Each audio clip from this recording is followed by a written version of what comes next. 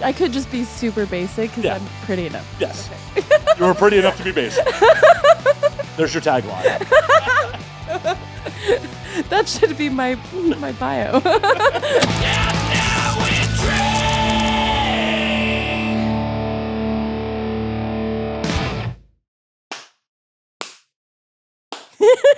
Which one was clapping here, Scarlett? I just wanted to clap. Clap away. Clap away. Do what makes you happy. Always. Good. Then why are you here? Because I want to drink with and have some good conversation. Once again, I mean, one of those could be accomplished. We'll figure out if the other one happens. Guess so. So, I have to admit, doing the little bit of research I did, is it weird for you to be on mic, like, indoors? No, I'm a musician too. Well, no, but everyone who ever, like, interviews you, it's always it's always outdoors. Oh, you're right. Yeah, no. Just like, I don't know what that's about. I feel very comfortable being indoors in a chair. Yeah, this is great. I'm just fucking with I'm just like... Which interviews did you watch? Because I'm trying to even remember. The Bang 57 Questions. Oh my God, it was so windy and cold that day. Yeah. And I had a really cute outfit on, and they're like, we need you to look like I had to cover up everything. They're like, well, first of all, it was cold, but they also were like, just, you can't look sexy because it's going to be on Instagram. I'm like, my nips aren't out. Like, they're like, no cleavage. Well, I will put your cleavage on Instagram. Thank you. I appreciate it. They're in frame, right? I can see it. Yes. Yeah. I'm checking myself out. Yeah, I look good. Good. Like, what the fuck, Bang? I know. So that's why I was wearing like beige and and gray.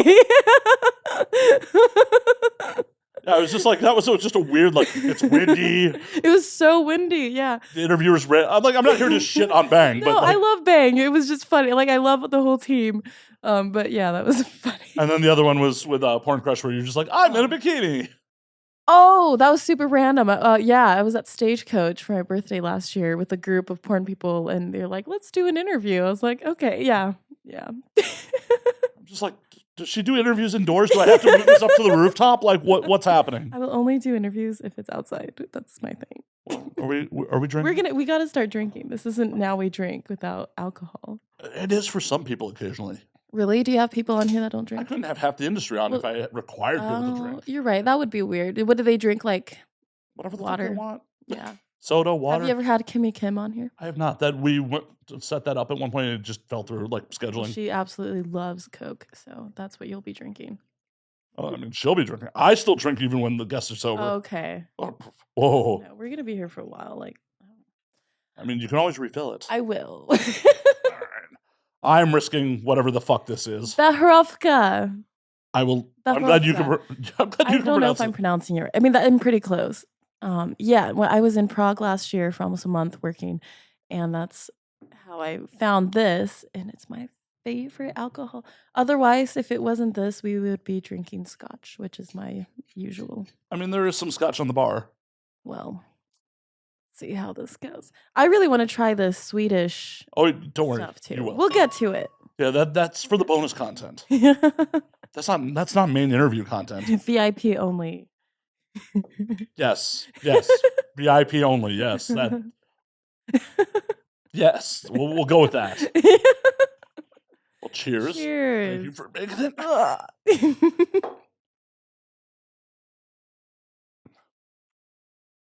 Oh, it's not as bad as I was expecting. Okay, it's nice, right? Yeah. Like, it reminds me of fall. Yeah, it's not bad. I like it. You won't. Yeah. So this is much more intense. Okay, I'm excited to try that. There's no those, like, this has like cute, like, notes. It's cute. Like, it almost feels like Christmassy in my mouth. Yeah. I was like, I've never had an alcohol that tasted like this. Yeah, it's not like, it's not minty, but it's just like, I feel like, there's pine vibes and pine. Yes. I want to say like clove, maybe even. Yeah, exactly. Yeah.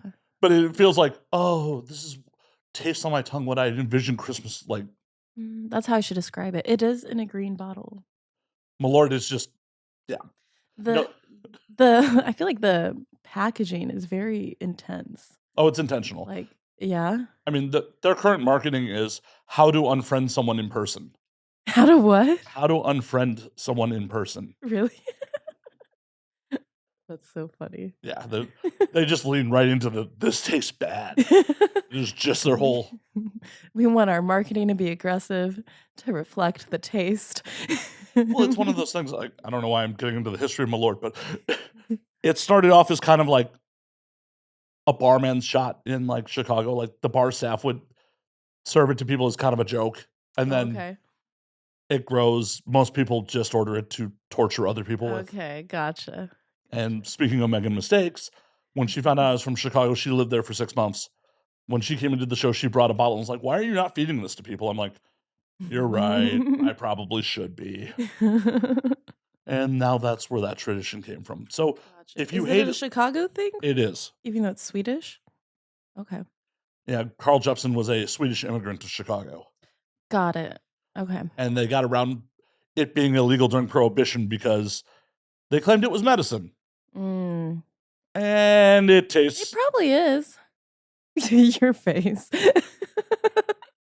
I mean, it'll cure something. It will definitely cure something. It may cause more problems than it solves, but... So this morning, last night, I was sleeping, and I dreamt my day, basically. Like, I planned on waking up early and working out, which didn't happen. I slept in. But in my dream, I was working out. And then on my dream, I also came on to your podcast, and we ordered in a pizza because I was like, I haven't really eaten anything solid. And yeah, we ordered in a pizza in my dream. Did you eat today? Nothing solid, actually, which was not intentional. But yeah, I thought that was funny. It's okay. If I have to, I'll hold your hair. I'll be that kind of... I'll be fine. I'm just saying, if I have to. Oh, you know what? I had 2 pieces of cheese. Oh, wow. So much calories. So many calories. And I had a protein shake, so that's something. That is indeed something. It is something. Last night I had brisket, though. Ooh, where from? I don't know. My parents were flying through town, so I went to like see them just at a hotel near the airport, and we ordered in brisket. So I don't know where they got it from, but it was so good. It was incredibly tender. I don't feel like brisket's like order in food. It was a DoorDash. I'm lying. I have definitely ordered in brisket. I'm just like, why not? I don't know. I want to go to a barbecue joint and like order. I mean, that would be more fun. It would. Yeah. I love that you went with traditional Passover fare on Easter. Yeah. That's what. Well, Passover's coming up. It's not here yet, though, right? I'm a really bad Jew. I have to Google that. Are you Jewish? Technically. Technically? Are we in a meeting right now? Wait, what? Are we in a meeting? Are we in a meeting? What do you mean? Because I'm an entertainment Jew. Like, if we're in a meeting, oh yeah, I'm definitely Oh, Jewish. I see what you're saying. I see what you're saying. I'm kind of Jewish, too. Yeah, on my dad's side. On your dad's side? Yeah.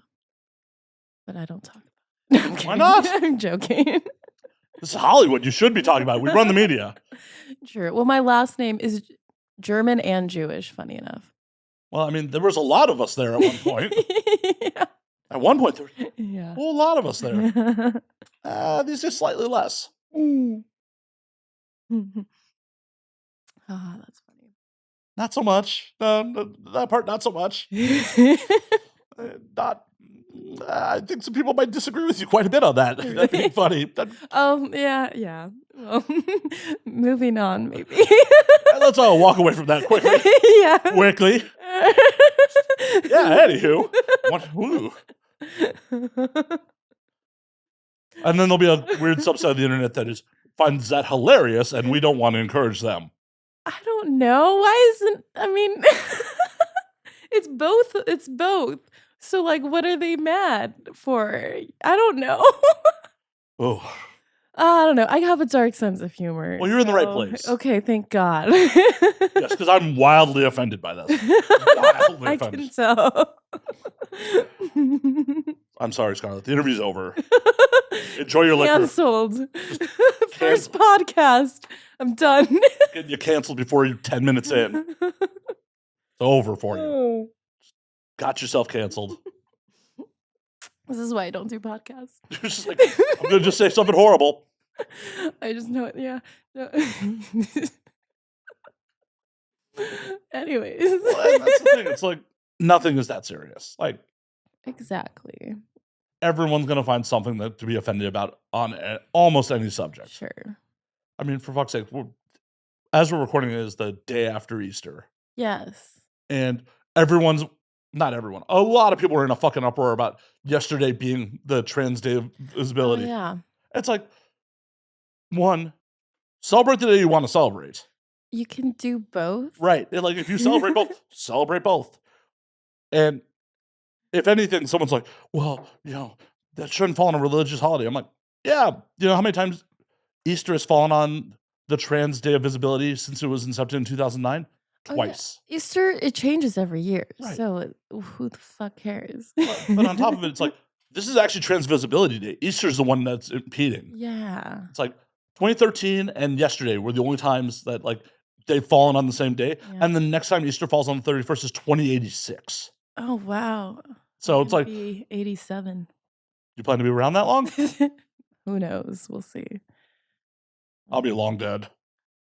Oh, I can't ask you how old you are. That's rude, right? Or do you care? I don't care. How old are you? I'm 43. You were at my birthday. You Oh my God. at my birthday. I don't know the number.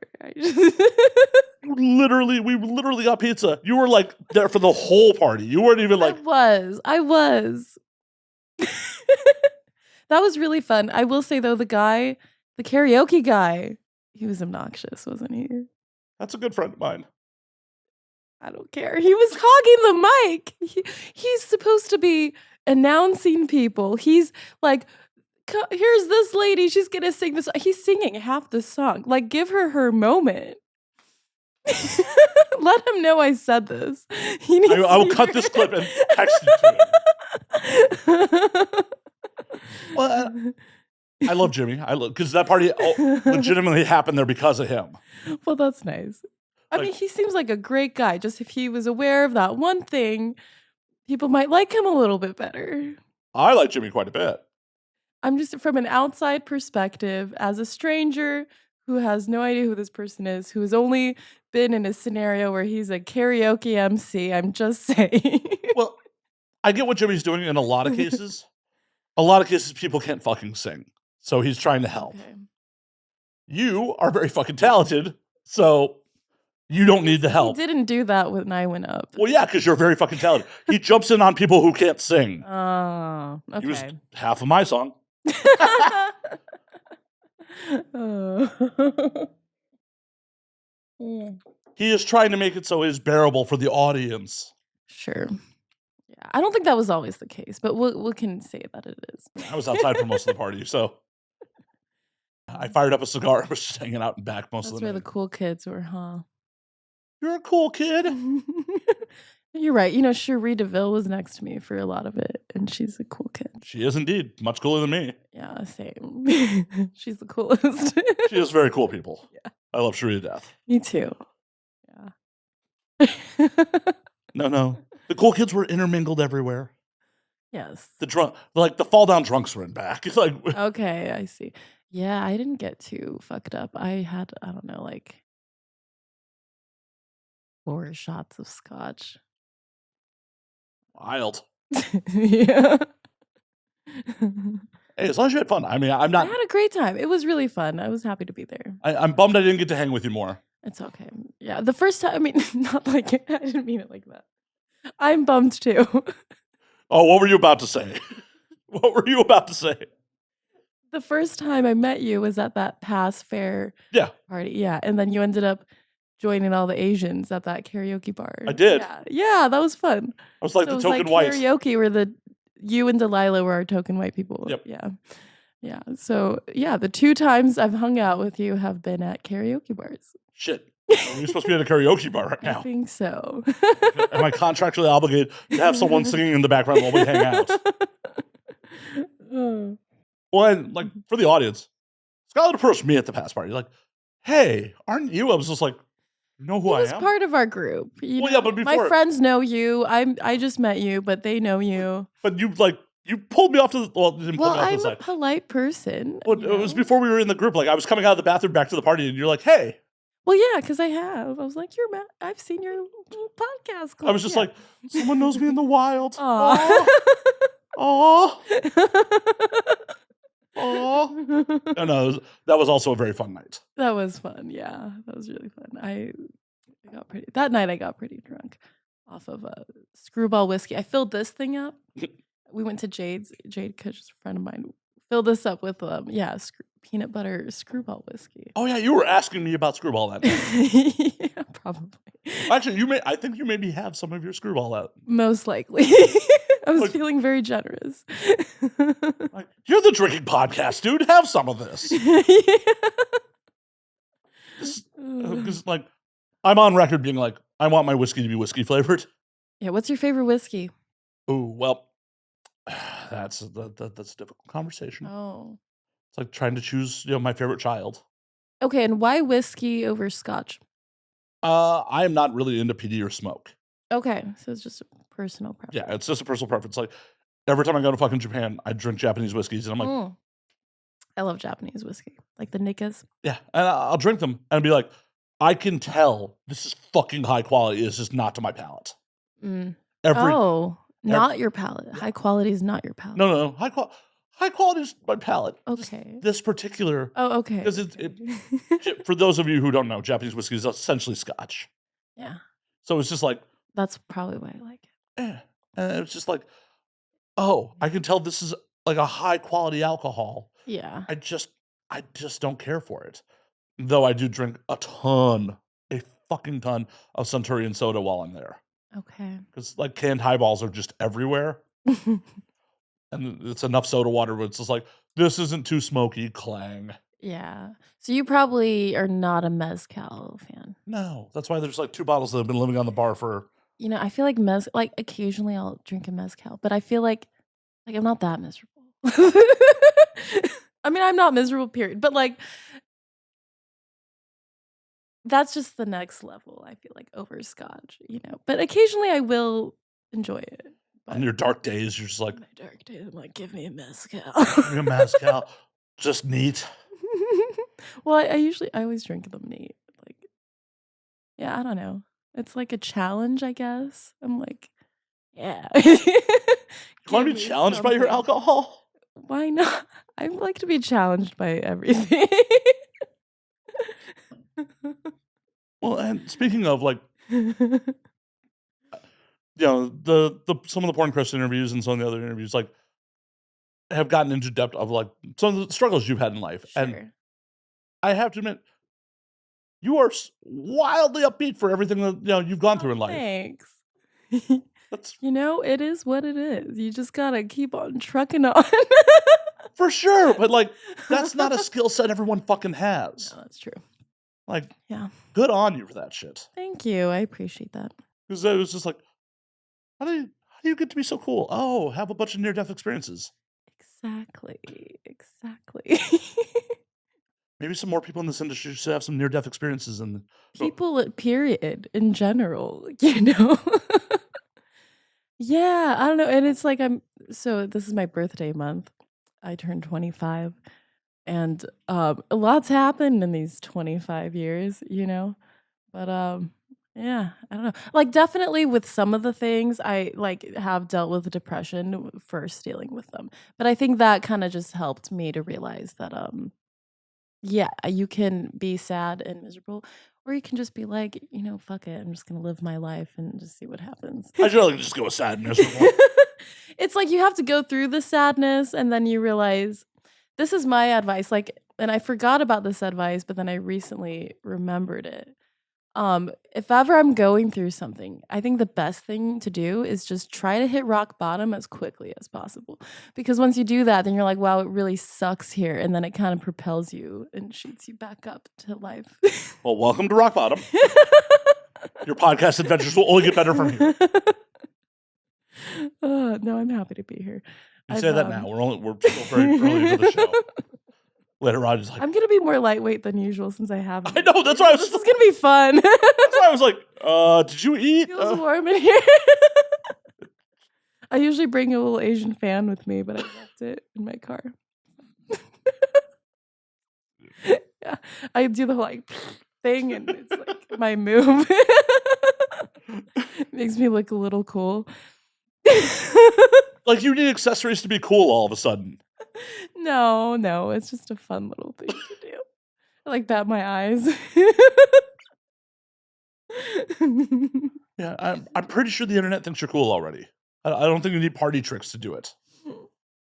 That's a good point. It's okay. I don't need to be cool anyway. I think I don't know. I'm a little weird. Yeah.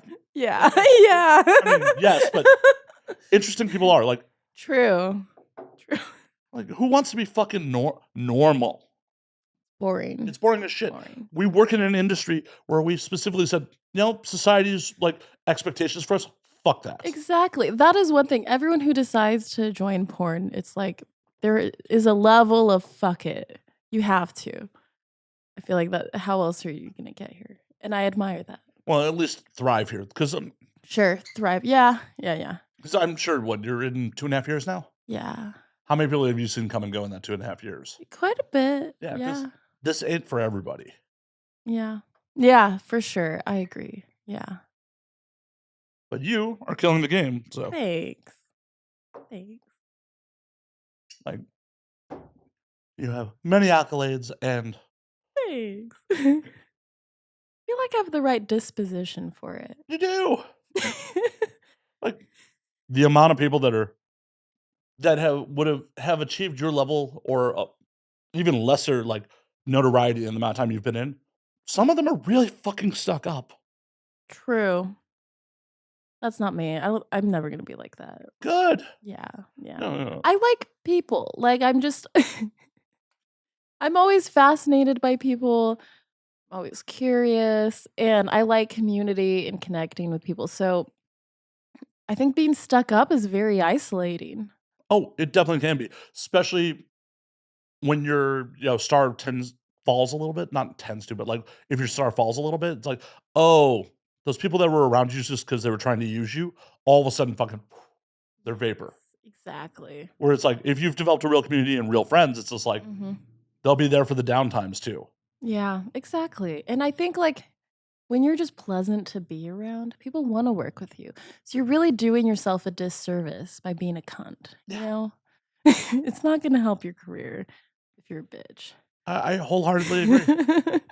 Someone at that past party, like, I got introduced by a mutual, and they're just like, the first question wasn't like, tell me about the show or anything like that. They're like, oh, you should do Matt's show. And the first question was like, so how many downloads do you get? They're all like, how famous, how much reach do you have? Right. Like what's your following? How is this going to directly, like, not if. They're like, yeah. It's like, and I was just like, yep, never booking you. Don't care. No, like you're friends with a lot of my friends. You seem like a cool dude. And I just thought it'd be fun. I was like, I want to do it. Like, that's the goal. I like talking and drinking. That's the goal. Like in the last week or so, I had a publicist like ask me for basically a pitch deck. And I responded, the first line of it was like, if your clients are not enthusiastic about being on the show, I don't want them. Of course.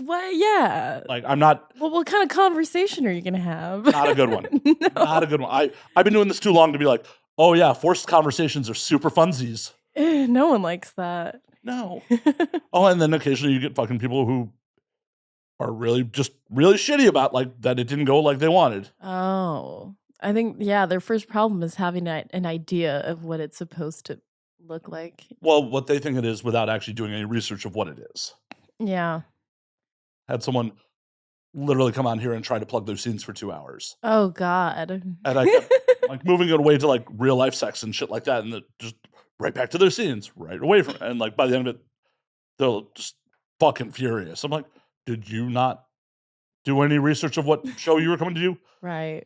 I work in this industry. I don't give a fuck about what happens on set unless it's really abnormal. Yeah. Like that, I feel like that's kind of the point. You're doing something that's not your usual job. Right. Yeah. I'd much rather talk to you about your fucking music and your real life interests than, oh, another day at the fucking office. Right. Exactly. Like, wild real life hookup stories? Cool. Sure. But what someone wrote on a page for you to do that you may not necessarily even be into, like, Yeah. cool. Yeah.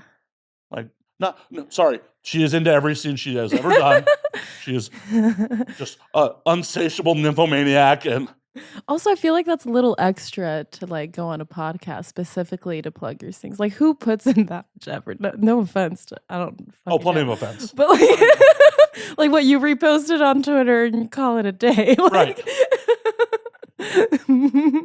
No, that episode did not air in plenty of offense. Plenty. Lots and lots of. I hope they have a bad career. It was really unpleasant. I think the goal to being successful is you have to have a level of, like, obviously showing up, doing your best, but also not giving a fuck. It's like a balance. It's between the two. You know what I mean? And I think that's where authenticity comes in. If you're trying too hard, it's just weird. You know? Yeah, people see right through that shit. Yeah. Especially, like, maybe in snippets or, like, a quick BTS thing. You can be fake the whole time, but the minute you're here drinking for 2 hours, ain't gonna last. No. I think, like, for me, because there's a lot of girls who have, like, a porn girl persona, and I'm not knocking it. Like, that can work for marketing and everything. Speaking of knocking things. It just seems exhausting, and I don't wanna do that. So, like, I feel like I present myself I'm pretty much just me. I have a different name than my, government name. But I'm still just me, and I think people like to see realness, you know? And I think some girls too, they don't realize that that's an option. I think some people enter this space and they think they have to do that. They have to, like, change their voice and do all of that. Do, like, the baby doll voice, like, Yeah. yeah. That was a bad impression, but you know what I'm talking Oh, about. 100%.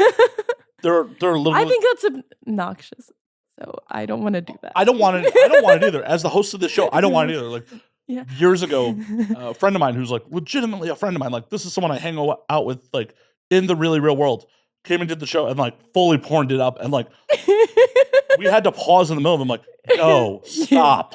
Dude, chill. Chill. You do not have to do this right now. Yeah. Just be you, please. I know this is not you. Yeah. Hopefully. It's someone I hang out with in real life. I know it's not her. Yeah. I know this. Like, Yeah.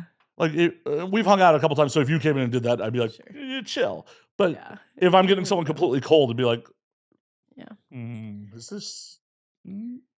Is this? Right. Well, I feel like that's how identity crisis happens too. They get just stuck in this person they've created and, they forget who they are. Well, and that's got to be Scary. shit for their interpersonal relationships too. Yeah, if they have any.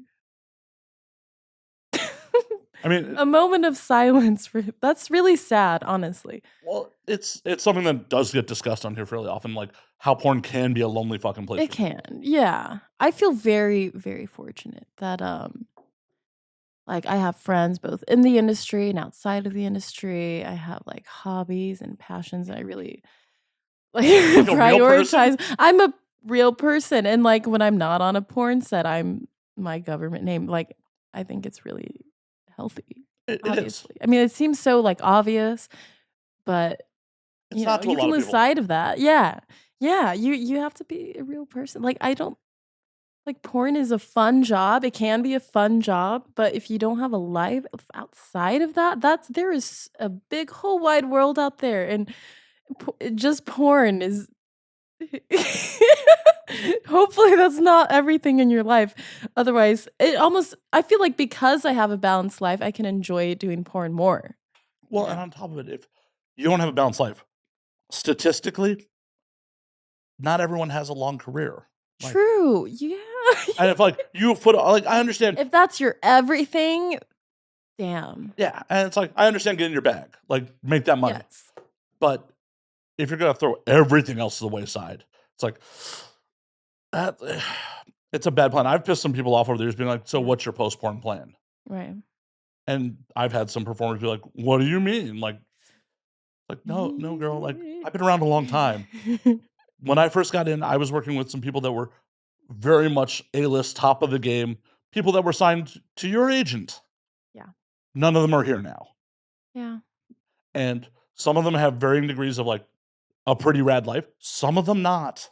Sure. And a lot of that is all based on like they had a plan. Yeah. An intention, at least. Yeah. At the very least. And the plan could change. The plan could, but and everyone is deluding themselves that they think they could be in front of the camera forever. Also, if you want that, cool. Personally, I don't want to do that forever. Like, I like the idea of living many lives in one, because life is short, everyone says that. And there's so many cool things you can do. I like the idea of like just doing a bunch of things. Porn, music, what else you want to do? A good question. So I have this fantasy. Does it involve pizza? No. I don't want to know. So every now and then I need to just like take a break from LA and get out. So there was this one time I just like looked at the map. It was like trying to figure out. I basically just picked a spot on the map. I wanted to go to like a coastal town. I went to Morro Bay. I don't even know where that is. Exactly. Yeah, it's this little seaside town. It was like 4 hours north. Beautiful. The happiest birds live there. Besides the point. I'm sitting at this dock. Everything's gray. There's like Morro Rock.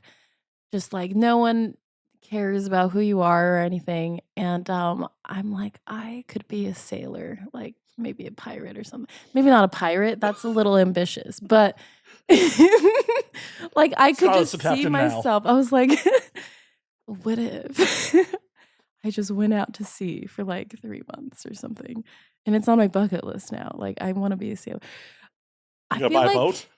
No, I feel like I'd be we need to get like, I don't know why I said we, but like I would get like, wow, you're coming, Matt. You've already started your piracy. You're like, and you're kidnapped, Matt. I hope you packed your shit. We're going on the boat tonight. So how I imagine this is that I'm part of like a little crew, and I like learn whatever my job is on this like little boat, not like a yacht. I want like an authentic experience. And we just go out to sea for like 3 months or something. And I feel like I would handle it. I feel like I would be very comfortable with like the insanity that comes with sailing. I feel like I could do really well with that. Why don't we get you like on one of those crab ships, like get on some Deadliest Catch shit? I really hope the whole reason why I'm on this podcast, Matt, is actually so that like some person reaches out to me and is like, we want you on our crew. We're going to go sail for 3 months. But I'm saying you can catch some crabs, make some big money crabbing for 3 months. What we'll find. What if we find a tiger, have a whole life? What's that movie? Life of Pi experience? Oh.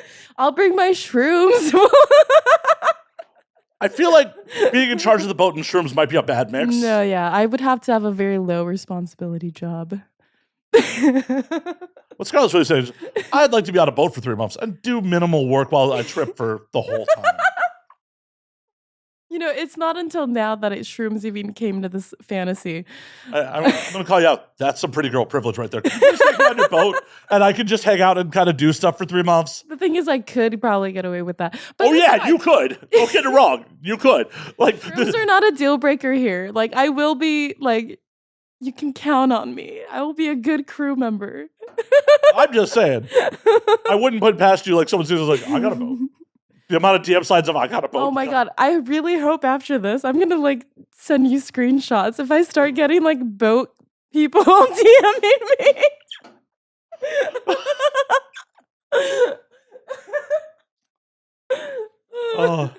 So that's one of the things. It's going to be like Scarlett's new Tinder. It's going to be like, oh, your boat's not nice, so swipe left. Oh, that's a nice boat. Good smile, swipe right. Can we talk about dating apps for a second? Oh, of course. Oh my God. So I have never had an interest on being on the apps. It's Good not call. for me. It's not for me. It's not for anyone. No. Okay. I can barely, like, it takes a minute, usually, even in person, for me to realize I like someone, much less swiping on the phone. There's just so many factors involved. Now, I heard that on Blush specifically, you can get like Erewhon gift cards and all these discounts and stuff. I'm not even familiar with Blush. I wasn't until someone told me about this. Is this another like hot girl one? It's a hot girl one. You have to get approved. Oh, so it's like Raya 2.0? It's not as cool as Raya. Raya is definitely above Blush, but I signed up for it just for the gift card. And it was very disheartening. I had to make a profile for it. and just the only people who liked my profile or just they were very mid. They were like not attractive. I was like, this is so depressing. What do you consider mid? I wasn't even trying. Okay, that's a good question. I would say they just seemed obnoxious. Like, how? How do I? How'd you disqualify these motherfuckers? Okay, that's a good question. I would pull up the app, but I deleted it. It was that bad already. Jeez. Yeah. Okay. I don't know how to answer that. I feel like I need to come up with an answer. Otherwise, that says a lot about me. What snap judgments were you like? Nah, deleting this shit. Throw my phone out the window. I just wasn't attracted to them. There's that. So there's that. I just so there's wasn't no attracted superficial to the attraction. Yeah, there's no superficial attraction. There's a lot of douchey looking people in LA. Never. Or just I didn't find them attractive. Well, I mean, and there was like the first one. Yeah, no, there's this one guy. He commented on a photo of mine, and he was like, basically said, "I can tell there's something special in your eyes," and I'm thinking, is it like just I'm Asian? Like that's all you're seeing, man. He was like, "I feel like I could tell what your personality is just by your photo." Yeah, the look on your face. It was my look. Exactly. I was like, as someone what? He was like, I don't know why that was bad, but it was. Well, because why was that bad? Well, okay, but there's a lot of reasons why. Yeah. As someone who's hung out with you in real life, like you are much cooler than you should be for as attractive as you are. Wait, say that again. You are much cooler than you should be for as attractive as you are. Oh, thanks. Like I could just like not. Yeah. Like, I could just be super basic because I'm pretty enough. Yes. Okay. You are pretty enough to be basic. There's your tagline. That should be my bio. Yeah, you very much could be like, well, I eat at Erewhon every day, and hey, okay, so I waited. I've lived in LA for over a year now, probably close to a year and a half. It wasn't until a couple months ago that I went to Erewhon for the first time. It's so funny. My little sister who lives in Arizona, she travels everywhere. She's an enigma, but she's way more of like an LA girl than I am. And she was like, "Oh my God, like you haven't been to Erewhon? Like, are you even like living in LA? Like, oh my God." Well, and like I've been led to believe that like the Erewhon at the Grove and a couple of the other ones are basically like a singles market too. Like people like are trying to pick people I've never up at Erewhon. tried that. I don't know. Do you want to pick someone up at an Erewhon? I don't know. Is there a high success rate? I don't fucking know. I've lived here 10 years. I've never been in an Erewhon. You've never been? Not once. Not once. Not once. Is this deliberate? It is. You refuse to go to Erewhon. Yeah. So I have been to Erewhon now. Well, I will better say, than me. Ooh la la. Scarlett, you're better than me. You've been to Erewhon. The first one I went to when I lost my Erewhon virginity, I made a TikTok about it because I'm like, apparently you gotta make TikToks now to like be relevant. You do. I will say the way they organized their bell peppers was very pleasing to the eye. That was what caught my eye about Erewhon. I was like, this is some color therapy shit right here. I will take your word for it. I've never been in there. Very nice. There's another time. It's a very rare thing. I don't make it happen. I definitely don't do my main grocery shopping there. But what are you more of a Ralph's gal? So I go to, don't stalk me, but I go to Vons, and the reason why is because when I lived in Arizona, their version of Vons is Safeway. And that's just what I know. That's what I'm familiar with. So I mostly go to Vons. I go to Ralph's sometimes because they have a great cheese selection, and like charcuterie is a staple at my place. So I go to Ralph's sometimes. Also, I'm a big farmer's market girly. I love the farmer's market. Well, I will ask you off air which farmer's markets you're hitting because that will get people to stalk you. Yeah. Because there's many I've Vons. had people I've made posts about. I've had people ask me, or even friends ask me in the comments, and I'm like, I will text you, right? Because I'm not telling. I'm very. Do people not have any fucking comments? I'm not telling you which farmer's market I'm going to. Well, yeah, who in their right mind would be like, oh yeah, so are you going to the Hollywood farmer's market? Are you going to be there at 1:15? Exactly. Are you going to enter from the fucking the Gower side? I started using Farm Fresh too. Not familiar. It's like produce. They deliver it to you, which is nice. But they drop it off at like 3 in the morning. They say they do it in the early morning so that it's cooler to ensure your produce is whatever the fuck. And it's kind of inconvenient because I have to go outside to get it. Like they can't get in my building to my door at that time. Yeah, because that's for houses. That is for people. Yes, I don't live in a house. This is LA. I mean, in time. In time, I could. Yeah, I will. you will. I will. You will. Like, I'm confident you will be in house hat tax bracket. Probably pretty soon. Next year. Maybe. We'll see. I couldn't see why you wouldn't. Like, your sorry is definitely still like fucking firing into the sky. So thanks. You're welcome. So we were talking about the dating apps. We were talking about apps, but then before that, with the sailor thing, what led this whole thing was we were talking about other things. Like, as I said, I want to live many lifetimes in this life. Yes. So another fantasy of mine. This is kind of a retirement idea. Whoa, you get to retire? This is America. You get to retire? Okay. That's bougie. That is so bougie. No, you're right. You're right. Like, I feel like I have kind of fallen into hustle culture. Into hustle culture a little bit. I've just always been a very ambitious person. So like I've had it's been something I've been working on of like relaxing and napping and sleeping in without feeling guilty. Like that's something I've had to be like, this is okay. Like you can do this. Because my inner voice is really mean when I do that. Oh my! They're like, you're a lazy piece of shit. You know, all of that fun stuff. So I know that pain all too well. I've had to actively work on that. But anyways, I don't know why I got on that. But because I was giving you shit about retiring. That's right. Yeah. That's right. So one of my ideas when I'm like all settled and maybe I have multiple properties, who knows? But I want to get like a farmhouse, a 2-story farmhouse, somewhere secluded, maybe on the way to Morro Bay.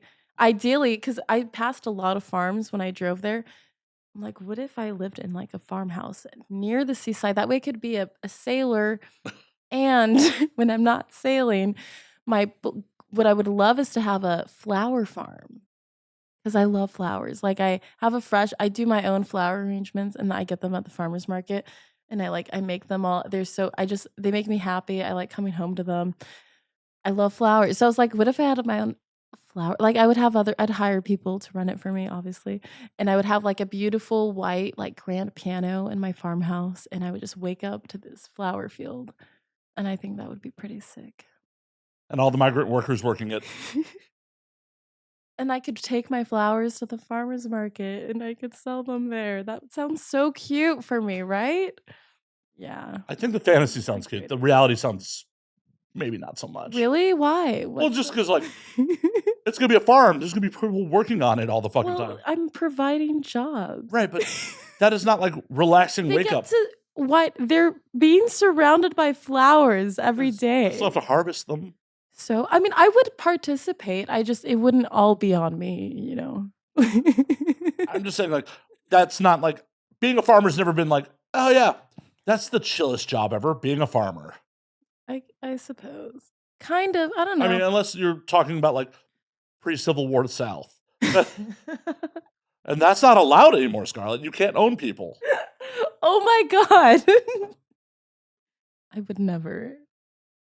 I'm sure there are some dudes that would volunteer to be owned by you right now. Okay, yeah. I mean, seriously, it's like I'm the owner of this farmhouse and like I'm just sitting on my patio, like, I don't know, playing my guitar or playing the piano. Who wouldn't want to work for me? Scarlett and her simp farm. I think that sounds pretty sweet. I don't know. I told my parents about this and they're like, why wouldn't you grow like food, like something useful? You know, I'm like, my neighbors can do that, you know? Like someone's got to grow flowers. Right? Exactly. It's retirement. It's not like I'm doomsday prepping. This is a happy fantasy. What, the doomsday's not happy for you? No.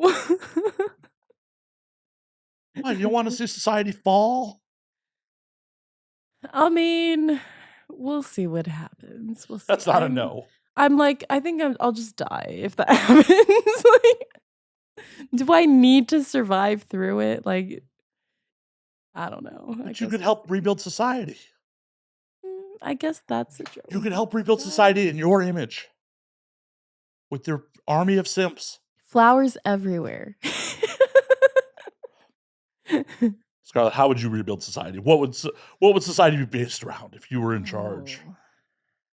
I don't think I can answer that. I think that's out of my... No. I'm too tipsy for this. What? What kind of questions are you asking me? Gardening, that's like some...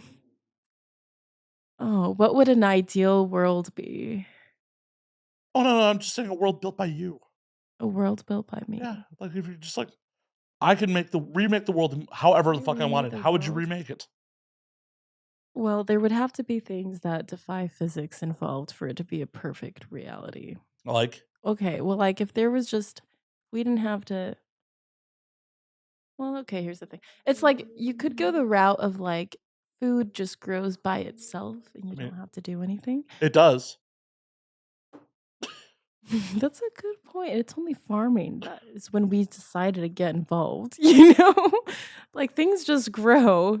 A good chunk of human history, it just grew. It just grew. But farming is when civilization started. Yeah, and we're doing so good. There could just be a lot less of us, and we could just go back to being hunter-gatherers. I'm okay with that. There's way too many people on this planet.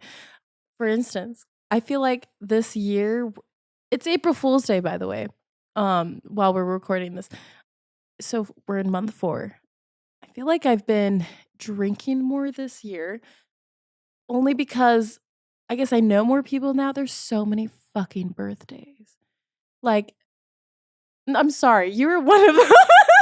I'm just like, I'm drinking more this year. Guess who she met this year? Guess who she met this year? Okay, but seriously. She met me in January. Mansion parties and like there's just so many. There's events, obviously AVN. Like it's not just AVN and Expos though. There's just always something going on and like. I'm just taking blame for it. It's my fault. I'm sorry. I say this, but it's my birthday month now. So what are we doing for your birthday? I don't know yet. I'm gonna celebrate the whole month. It's the first time I've ever done this. I'm the kind of person who hates planning my birthday. I like don't prepare for it, but I was like, you know what? Like I love myself. I was like, I'm gonna celebrate all month. Celebrate all month. I'm gonna Coachella for the first time. Ooh.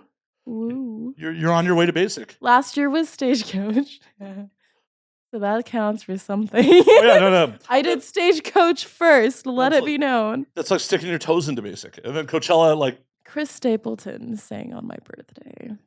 That was pretty sweet. What was that face? I was just trying to figure out who that is. Yeah, no, it's funny. I didn't get into country music till after I moved out of Arizona. It just seems a little backwards, but it does just a little. Just a little bit.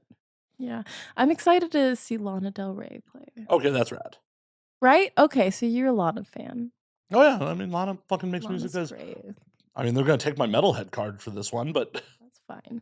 This isn't the 80s. You can like multiple genres at the same time.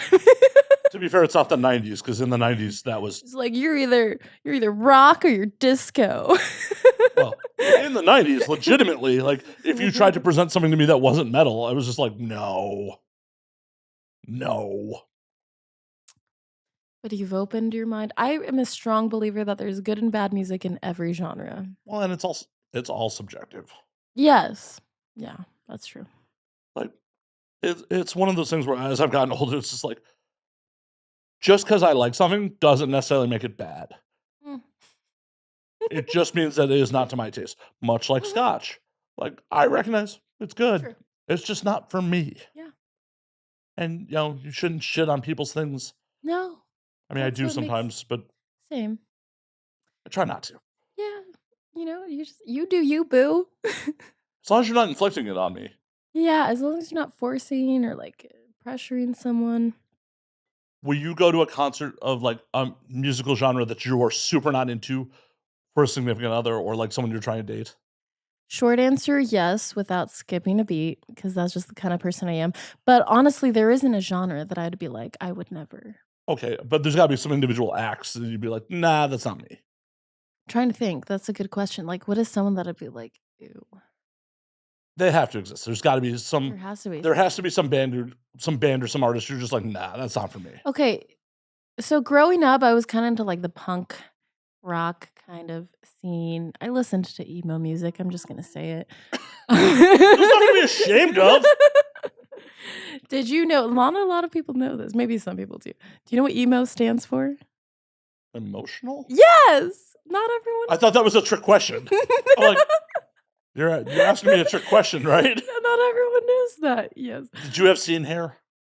No, I wished I did. My mom would not let me, but I thought they were so cool. I thought they were like, I was like, wow, they're like so cool.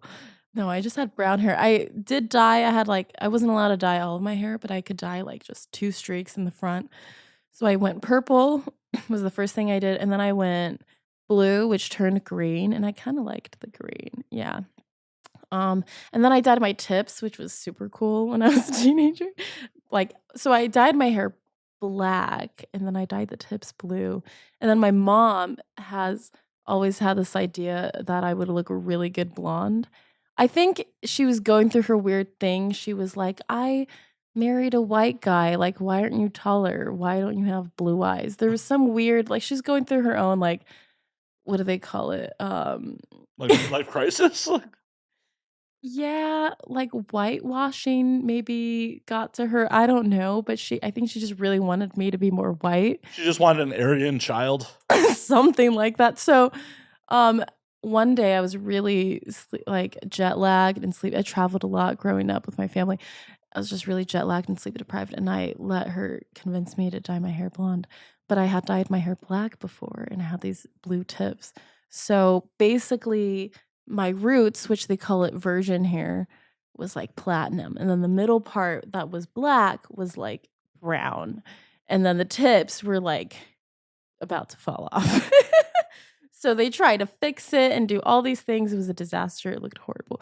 So then I became a redhead. I went burgundy for a while.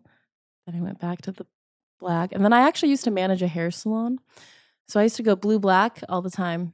And then I stopped working at the hair salon and I've just had my natural hair color since for years. And then it wasn't until this last holiday season that I decided to add a little highlights. So not that you care, Matt, but this is my hair history. Well, I'm just saying, this is all my real hair. why are we not going back No to blue black? extensions. I know. It's very tempting, trust me. I mean, you're in an industry where you can.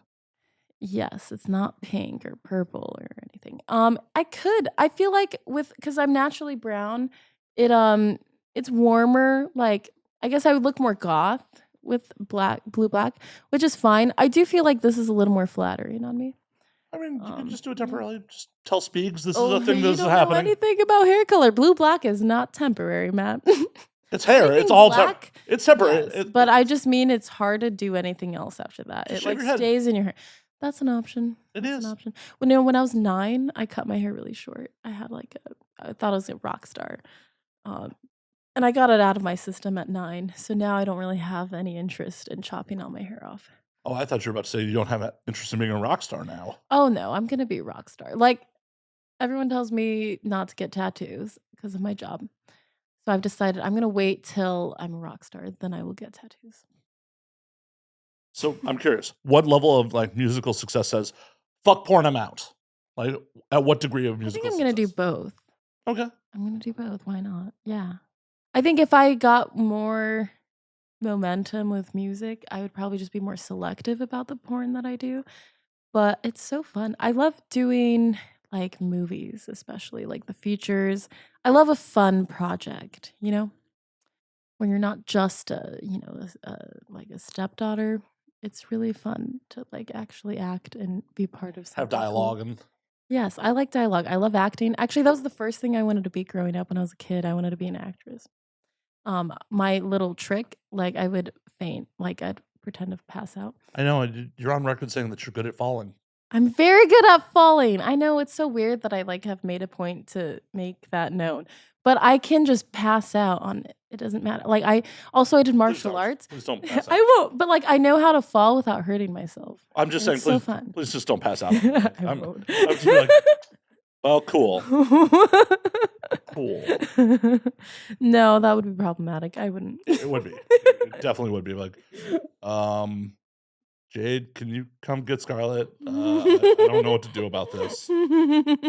Like, have a passed out Scarlett in my apartment. Someone help. This looks all sorts of bad. No. So please don't. I won't. Appreciate that.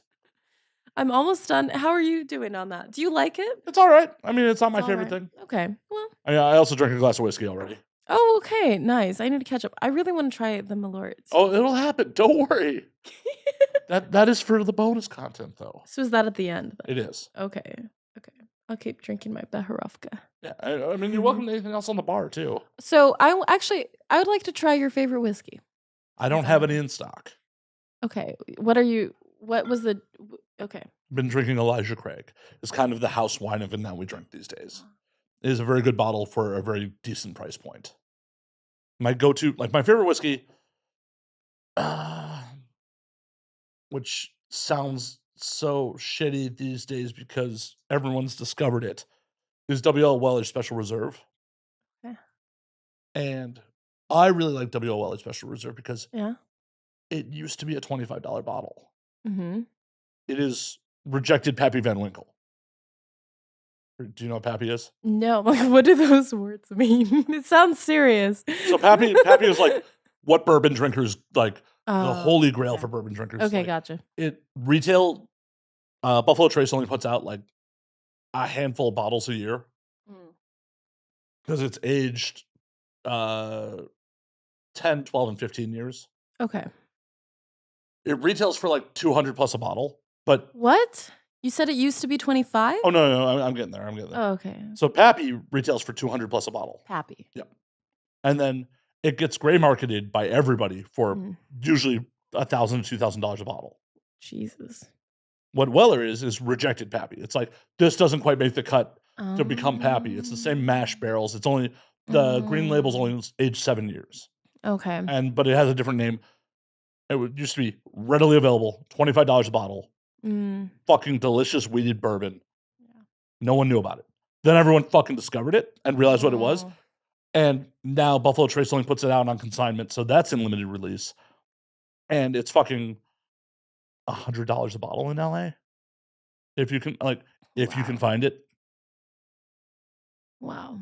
I kick myself so hard because the Walgreens over at Sunset and Vine had to deal with Buffalo Trace, and they used to just have shelves of it for like $25 a bottle. And I just took it for granted. I'd buy a bottle or two, when I felt like it. Yeah.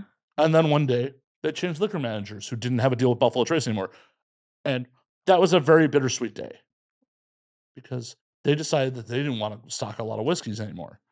So they had a mad clearance sale on whiskey. Like, I walked out of there with like probably about $600 worth of whiskey for about $100. But that was the end of the supply that they were getting.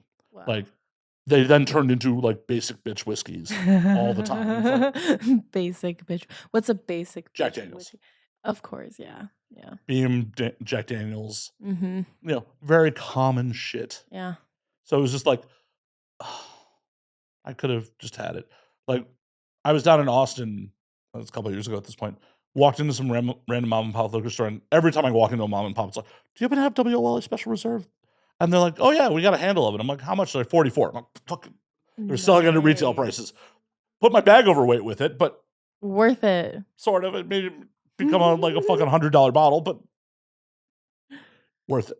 Worth it. Yeah. Yeah. But it's just like in LA, you're not getting a fifth for under $100. No. So.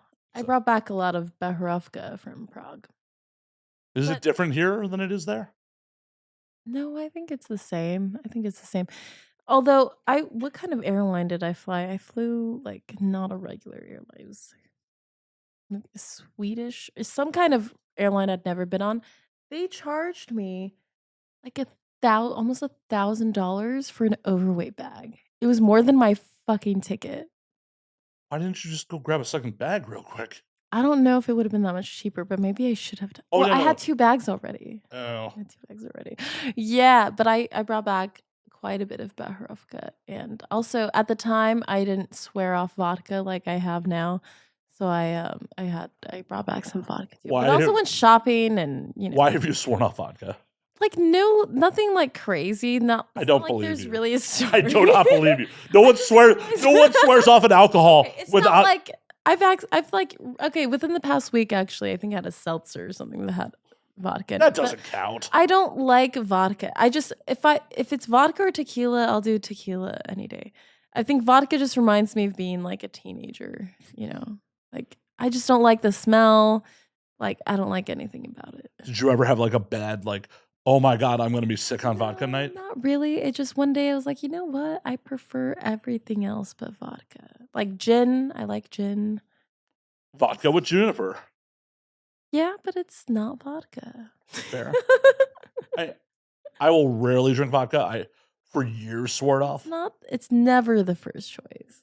Well, and it's always like vodka cocktails. I'm never like, oh yeah, I'm gonna have a Just still. vodka straight. Yeah. Which other alcohol I drink straight, but vodka, fuck that. No, it's like, oh well, I want a Moscow Mule, or Sure. Which you can have with gin. Kind of. I mean, yes, you can make ginger beer, Yeah, lime, yeah, and yeah. any alcohol. Yes, happen. yeah. But that sounds horrible. Really? Yeah. Like, ugh. Yeah, no, I just don't like vodka. But then I've heard like some Scandinavian people that like you just haven't had a good vodka. Like it's supposed to be smooth, whatever the fuck. But I'm like, whatever. I live in America, so. Well, I also think that's propaganda. Yeah. They're just lying to you. I believe that. I'm compelled to believe that. They're just like, no, you haven't. You just haven't tasted. We have a diet of vodka. pickled fish. It's Pickled fish? a lot of Scandinavians eat like. Is that a thing? Oh yeah. I would totally try that. I like pickled things, but how do you feel about like pickled things? Do you like pickles? I do actually. Yo, when you live on a diet of like pickled fish and other weird Scandinavian foods, like, oh yeah, this is great vodka. Yeah. I mean, I'm just talking shit. I actually had really good meals when I was in Finland. So Oh, I've been to Finland. have you? You know what's so random? So like I do music under a different name and everything, but for some reason I have a following in Finland. They love me there. I don't know why. So why do you do music under a different name? So I guess music is something I've been passionate about and wanted to do like forever, whereas porn is something I happened upon, which I love porn. But for me to attach like my porn name to something I as love like that you had to significant- tag. I love porn. I swear, I love it. I love you guys. Please hire me. I love you. I love you. Not dissing anyone. No, I love my Meeks, I love this. It's just it's just different. It's just, like music has been everything for me since I was a child. Porn is awesome and fun and new, but Scarlett Alexis I literally came up with like in minutes. I was like, Yeah, but- Scarlett Johansson's hot. I've always felt like I look like an Alexis and bam. So for me to attach that name to music, I was like, I like the idea of having I'm fine with having multiple personas, Well, but the thing about it is like, porn will give you so much more notoriety than like hustling through music will. But I guess for me, it's a kind of a challenge. I'm like, let's see if I can start from the ground up without all of my porn following. Also, my music and like, sure, anyone can listen to it. It's kind of girl music. So I'm like, do I want my music audience, like, will the people who jack off to me really enjoy my music? I mean, does it matter if they spend? What do you mean? If they, As long as they listen to it, that's all that matters. But Yeah, I don't know if they're gonna like. but if I they don't listen know. and spend money and generate revenue for you, why does it matter? I guess so. It's not like I'm hiding it. Like tons of people. Well, yeah, but like, why would you not? No. Use it. Well, that's the thing. I just wanted a different name because, like I said, Scarlett Alexis is my porn name, and I came up with it randomly.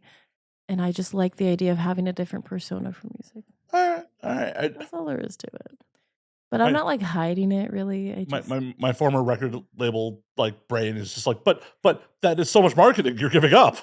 yes, but what's the audience? Is it people who are going to listen to? I mean, as long as it generates streams and revenue, That's all that matters. Yeah. right? Well, I do promote it subconsciously. But I use it in my stories sometimes. But it's also one of those things where like feeding the algorithm because like if a bunch of horny dudes fucking say you post a video on YouTube, if a bunch of horny dudes fucking flock to it just to see you, just whatever, it will be pushed to more people. I do get what you're saying. But I'm also. I could do that. You could. You also don't have to listen to me. I was a suit at one point, so like, I owned a record label for a little while. Okay. I guess for me, it's also a little bit of a challenge to be like, let's see if I can make it. Why do things the hard way? I don't know. I'm a little bit of a masochist. Very slightly. Okay. Someone who's like, I'm very aware I have a finite time on this planet. I have to live life to its fullest. I'm going to do things slow. Here's another thing. Okay. Unfortunate as it is, obviously I don't agree with this, but people in the music industry may not also take you quite as seriously coming from porn. Yeah, but you're one Google image search away from being, yeah, they're going to find out. Yeah, there's no way. I don't expect, like I said, I don't think I'm joining porn in the first place. I joined realizing like everyone I know is going to find out at some point. I don't expect to hide anything about it. No, you can't. Like, and I embrace my career because, I like it. But yeah, I don't know. And plenty of performers have gone on to very successful music careers. Plenty is an interesting choice of word. A handful? Handful. That's more accurate. Okay. But I see what you're saying. Yeah. There's quite a bit of porn people who have tried to do music. No specific names are coming to mind, but that aren't necessarily very talented. I say this because I've been to multiple top studios in Hollywood, and they're like, "Oh, you're a porn girl. Oh, wow, your music is actually good." Because the last porn girl who was here. Well, yeah, because studios will record you if you have money. They don't care how talented or untalented you are. Mm-hmm. At the end of the day, if you could pay for studio time. I like to know that I can just pave my own way without porn attached, because that, like, realistically, I hate it. But realistically, it may not be as much of a push as you think it is. Yes, it could hurt you because you're definitely not going to ever be in Walmart. I'm going to, like, come back here 10 years from now and I'm going to be in fucking Walmart. I love that you think I'm going to be alive in 10 years. I really appreciate that. Thank you. Thank you for that. I'm going to come back with my Walmart CD. Holy fuck. I will have been doing this show for 18 years at that point. Holy fuck. Like, well, this could be a side gig with whatever else. That would be so wild. Crazy important thing you're doing. That would be such a wild thing to be like. Well, you enjoy doing this, don't you? No, I hate every second of this. Like, why would you stop? Even if you did other things, don't you think you would still keep doing this? Can't you tell? I hate every moment of this. This is horrible. You can do this in your 50s. This is torture. Torture. Scott, I don't want to be here. Can't you tell? Not at all. Okay, I'm going to pee. Okay. I told you, you're welcome to pee whatever you want to. And I'm back. Welcome back. Which tweets? Oh, I'm not going to talk about that on air. Oh, okay. You don't have to name names. Oh, no. It'll be obvious. I'll talk shit. I'll talk shit off mic. And we're back. So I'm good at any point. So are you a subtweeter, Matt? Sometimes. Really? It happens. It's been known to happen. Really? Yeah. Generally my subtweets come about romantic entanglements. Oh, boy. Yeah. I don't no. I directly mock people for like other shit. Sometimes I get in my feels and I say shit. Okay, I get you. We've all been there. Kind of. No, I haven't really. It's okay. Okay. No, I don't judge. We've had different life experiences. Honestly, it's okay, Scarlett. I love it. Like, I love going on Twitter and seeing other people do that. I'm like, eating my popcorn while reading it. I try not to be that person. But if I do, it will be on there for like 3 minutes and then I'll delete it. I almost delete nothing. Really? Oh, yeah. I've had the same Twitter since 2009, and I really need to delete everything pre-2011. Interesting. I don't know. Sometimes I'm like, if it's about me and someone's subtweeting, I'm like, say it to my face, man. That's how I feel about it. Well, yeah. As I said, like generally when I'm subtweeting, it's like, oh, this thing, upset me, disappoint me, whatever. And like, I'm not going to be like, so this chick, did something, whatever. I see. It's more like... It's more like, me just venting it out into the world. Sure. Yeah. But, do you journal? No. That's what my Twitter is, especially pre-2011. Exactly. Pre-2011, I literally had a friend of mine be like, well, this is Matt's shitty journal. I really need you to delete everything pre-2011. Please don't go back there. It's a dark, fucking weird civilian time. Everyone after this body, they're gonna look at your pre-2011. Yeah, mostly me talking shit about coworkers. Yeah. So then you would have been in your 30s? Mm. And you were still doing this because you've been doing this for 15 years. So no, I got into adult in late 2010, early 2011. So. Oh, okay. So it's and there's definitely still some cringy fucking tweets from post getting into adult. Don't get me wrong. But there were a lot more cringy tweets when I was just a civilian. Okay. A lot more cringy. Why? Because I was drinking a lot. Like I was just a lot of whiskey. Oh yeah. Because when I was still living in Chicago. A lot of Elijah. Actually, I forgot. I was actually going to drink some of that. Well, I can get you a second glass. I would love that. Oh, but okay. Thank you. Should have done that while you're up. Hold, please. Hold. You know what? I don't have real glasses, like cups. I have glasses, but I don't have cups at my apartment. I just have mason jars.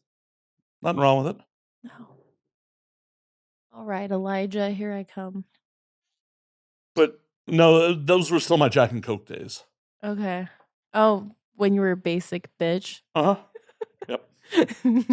Yep.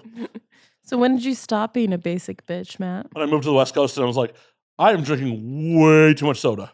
Yeah, that's a great benefit too of drinking alcohol neat. First of all, no hangover. For me at least. I don't know. I don't get hungover. Yeah, I feel like sugar is what gets you sick. Yeah, less calories. Oh yeah, no. 100%. As much as like I am not in the best shape I've ever been in my life. I switched over to drinking whiskey rocks just for like the caloric benefit of it. Yeah. Yeah. Because I'm not a soda drinker. So it used to be I'd only drink sodas if I'd mix it with my alcohol, and then I just went neat, and I was like, there you go. See, she's more hardcore than I am. I drink whiskey on the rocks. Okay, occasionally. If I'm trying to not be an old man, but if I'm trying not to be an old man, I'm usually drinking tequila. Like, that's your woo girl drink? My woo girl drink. But I take shots, I don't drink it. Okay, actually, that's a lie. Lately, because with the thing with shots is that I don't have something to sip on like everyone else. I remember one time I was like, I got like 2 shots for myself because I was like, whatever. And I was like, I had to go to the bathroom. I was like, will you guard my shot? No, that's when you just knock it back. Occasionally, I'll get like a tequila soda just to have something to sip on. Just knock But the that's shot. not like a Coke or like, it's. That's why you just get a soda back. A what? A soda back. What the fuck is that? Just a soda and like. A soda back? What do you? Yeah. Why am I not computing? Like a soda and your. Yeah, like you get a shot. Oh. When you order it from the bar, you like. It's like saying, I want ice. It's on the rocks. If you want it in a separate glass, it's a back. Oh, I had no idea. This is news to me. Wow. Well, this is an educational show. Very educational. Yeah. Yeah. But okay, good to know. Good to know. Yeah, because you could even order a rocks back so that like ice isn't in the same cup. Oh, why not just get water? You can get a water back. What do you do with just ice? You take like, so you do that if you think the bartender's going to overfill your glass with ice. Oh, so you get to pick your ice distribution. Yeah. Okay. I could ask for like a single ice cube also. You could. Some places they don't let you drink alcohol neat. Actually, Stagecoach was a prime example because they're worried you're going to get dehydrated and get off. But they'll sell you shots, I'm sure.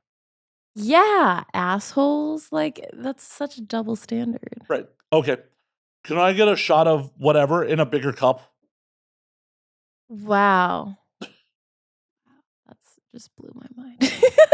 That's all you got to do with those situations.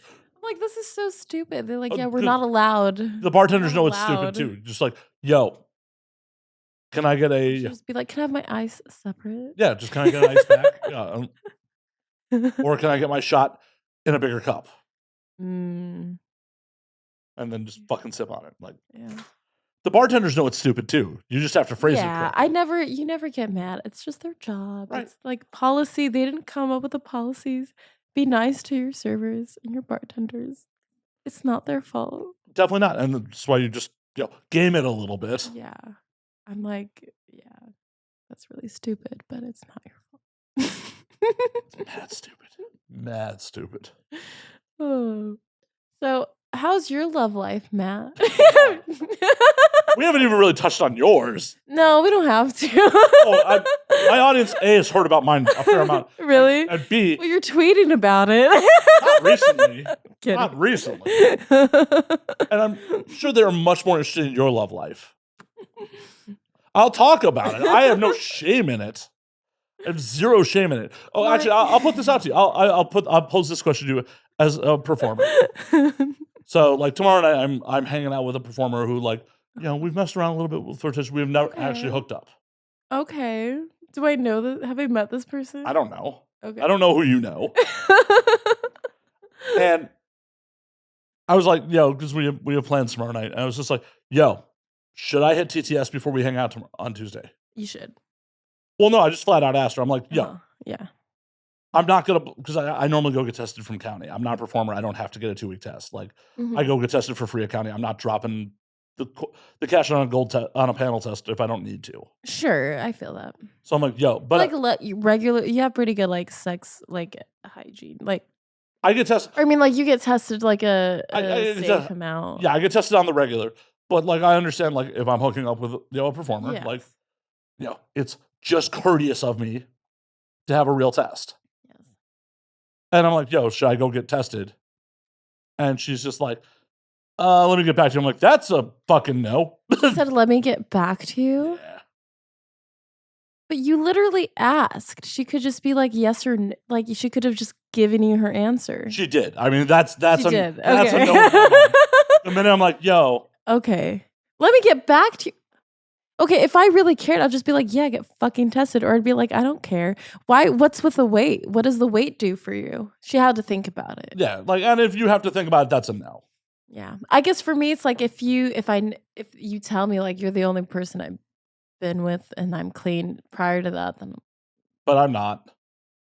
So get tested, Matt. Well, yeah, I'm gonna do it anyway. Well, I'm gonna get tested anyways. But once again, I don't need to get rushed. You got tested today?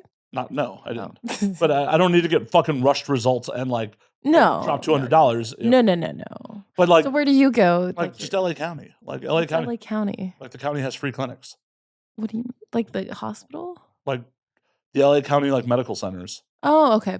Like you just fucking make an appointment and you show up, but it takes generally like a week to get your results. You can wait a week to get laid, right, Matt? Well, yeah, I'm probably not gonna see her like she doesn't live in town, so. Oh, where does she live? Vegas? I'm not calling that out. Not calling that out. I mean, there are probably going to be pictures of us on social media tomorrow night, so it's like. Oh. I'm assuming, but. That's okay. How do you feel about like when I like someone? I'm like a little hesitant to like bust out the camera. I mean, but we both have shit to promote. Okay, got it. Like, there's a reason. Yeah. That isn't so forward. Okay. Yeah, no, it's not like obviously not a relationship. It's like test. I just really want a picture of us together. Yeah, it's not a relationship test thing. It's a promote our shit thing. Got it. Like, well, and obviously that like you said it right there. It's like if there's hesitation, it's yeah. Well, good on you for recognizing that, for being smart enough to recognize that. And like this was never going to be like a real romantic entanglement. This was going to be like, yo. Okay. She doesn't live in town. You know, she has an open relationship with her husband. Okay. Like, gotcha. This is going to be like, we're hanging out anyways. We've talked about this. We've messed around a little bit. Okay. Like, I see. But that's why, chill. Yeah, it's chill. That's chill. Like, I'm not upset. I'm down to hang out and have fun tomorrow night either way. Tomorrow night. Wow. Big night for you tomorrow, Matt. I guess. Let's see. What day is it tomorrow? I have no track of time. Certainly Tuesday? Not. Yes, I am certainly not getting laid on Tuesday. Why not? What's wrong with getting laid on a Tuesday? Oh, no. I want to get laid on a Tuesday. Obviously. I want to get laid on a Tuesday. I don't think you would have that difficult. No, I'm getting laid. I'm working myself. Well, yeah, but like getting laid on set's not getting laid. You're right. But I got to pick my performers. That's still not getting laid. That's still not like someone who's like, hey, I'm legitimately into you. I would like to, have sex with you because I think you're a cool person. You're right. That is totally different. Yeah. But I like to think I have the odds in my favor for that as well. Well, I think you do too. But when's the last time you got laid off set? Let's see. Today is, I don't know what day of the week. Probably like 2 days ago. Right. Yeah. So Yeah. you're doing fine. I'm doing great. Honestly, so this is an interesting thing. I don't know that everyone has this privilege. And for sure, I didn't get to experience this for like a 6-month period because I was just fucking with the wrong person. But I think it's so important as a porn girl, performer, whatever, to have sex outside of work. Oh, like it's so healthy. You should probably have sex outside of just a camera filming you saying you're this person today, do these positions. Well, and even so necessary. I think people should be doing it outside of collabs too. Yeah. Well, a collab to me is work. It is. That's exactly. I 100% agree with you. Outside of no cameras, doesn't matter what the fuck angles are. And also, you pick the person, you like the person. You're making eye contact and shit. Oh. There might be times where like their bodies are rubbing against each other and like no one could see penetration if they were watching. Yes, you just love every moment. So necessary. I went through a 6-month like what I don't know why like what would you call that? A drought. A drought. I was thinking the Arctic. 6-month freeze. Drought. I had the dread awful word situationship with someone who just decided to stop having sex with me. Can you imagine? No, I can't. No, exactly. Insanity. I mean, I'm an idiot for like sticking around that long, but well, yeah, why did you stick around that long? No, that's a great question. I'm stupid. Okay, so No, besides stupidity, like were you caught up in your field?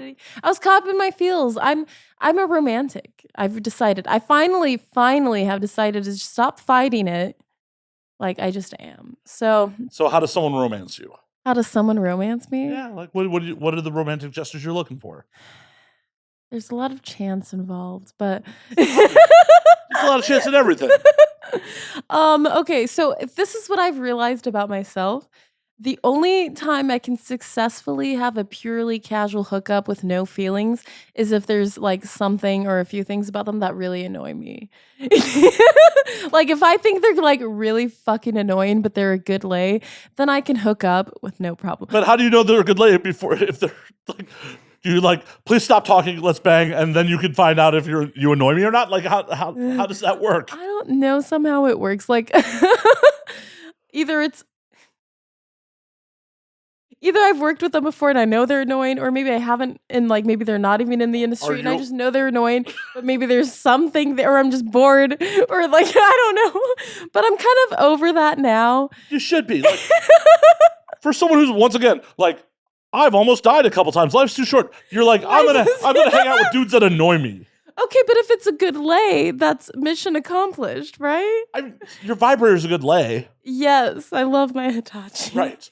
Like, if you're just trying to get physical gratification, you could do that on your own, probably more successfully. That's a good point, which is why I've learned. I'm growing. So I'm done with that. I totally understand if you're like, oh, I could use some fucking validation. It's like, company. I don't fucking know. It's no. It's a very human. Someone to hang out with, like maybe you would never date them, but like you enjoy something about it for the time being. But you're like, I can tolerate it for the dick. It's like, I know that, like, it's not going to last, and that's fine sometimes. And then after it's over, you're like, ew. Why are you putting yourself through that? Well, I'm not doing that anymore. Well, good on you. Well, like, obviously during, I'm not like, ew. It's just, I think that's just, I'm not I don't go back, like, ever. So, like, when I moved on, even if they're a great person, whatever, I'm just like, ew. Even if they're cute, I'm just like, ew. Physical looks I'm over it. Like, that's the thing. So for me, you have to have all the things. Okay, what are all the things? Obviously, I have to be attracted to you. I think that's super important. Okay, what are you attracted to? What are you physically looking for? I don't want to say that I have a certain type, but over time. Okay, so like I stay fit. Right. So I enjoy someone who also takes care of their body and is fit. Right. That alone is not enough at all. So they have to have a good personality. They have to be funny. Funny, I get a lot of bonus points. If you're funny, you get a lot of bonus points. Also, this is how I succeed in life. So. Exactly. Funny gets you a long way. I will look past many things. Oh, no. Many women will. I really appreciate that. My ability to talk has gotten me punching way above my weight class at times. Yeah. And this is why, like, to sidetrack you a little bit, this is why I do fucking shit on dating apps. Because, like, I'm to be enjoyed in person. Same. Oh, okay, whatever. But yeah, I mean, yes. you are. There's a better, you get it. It's better in person. I wholeheartedly agree. Everything about it. I wholeheartedly agree. But everyone's, I'm pretty good on the internet too. Yeah, exactly. Your career's on the internet. Like, yeah. Yeah. Once again, as stated earlier, you're pretty enough that you could be mid. I could be mid. I don't even have. I can not that I ever try, but like I could just be boring. I could be like I could just. You're pretty enough to be basic, and I'm very thankful that you're not because it makes for a bad podcast. But you know what it is? At a young age, I always knew like. For me personally, being pretty is not enough for me. I want to be the funny. I want to like be the interesting person. Like, but also I'm just very curious. So I would be bored of myself. Do you think boring people ever think about that? No. They must be so bored of themselves. Well, like I love myself. Scarlett, you got to remember, a lot of people are fucking stupid and don't possess self-awareness. Yes. So. I didn't mean to derail you. I was just we're gonna go back to what you're looking for. Back to what I'm looking for. I was just making my point about being funny. We established that they take care of their bodies. They're attractive to me. One thing specifically that I'm attracted to is a calm confidence. I love a calm guy. And also intelligence. Like if you're interesting and intelligent, that's a plus for me too. Ambitious. I've realized I'm a very ambitious person, and I've dated people who were not so ambitious, and it just does not work out well. Well, I'm curious on the ambition front because there's a point where like, unless you come from money and like are wealthy, already successful, shit like that, shit's got to give to feed that ambition.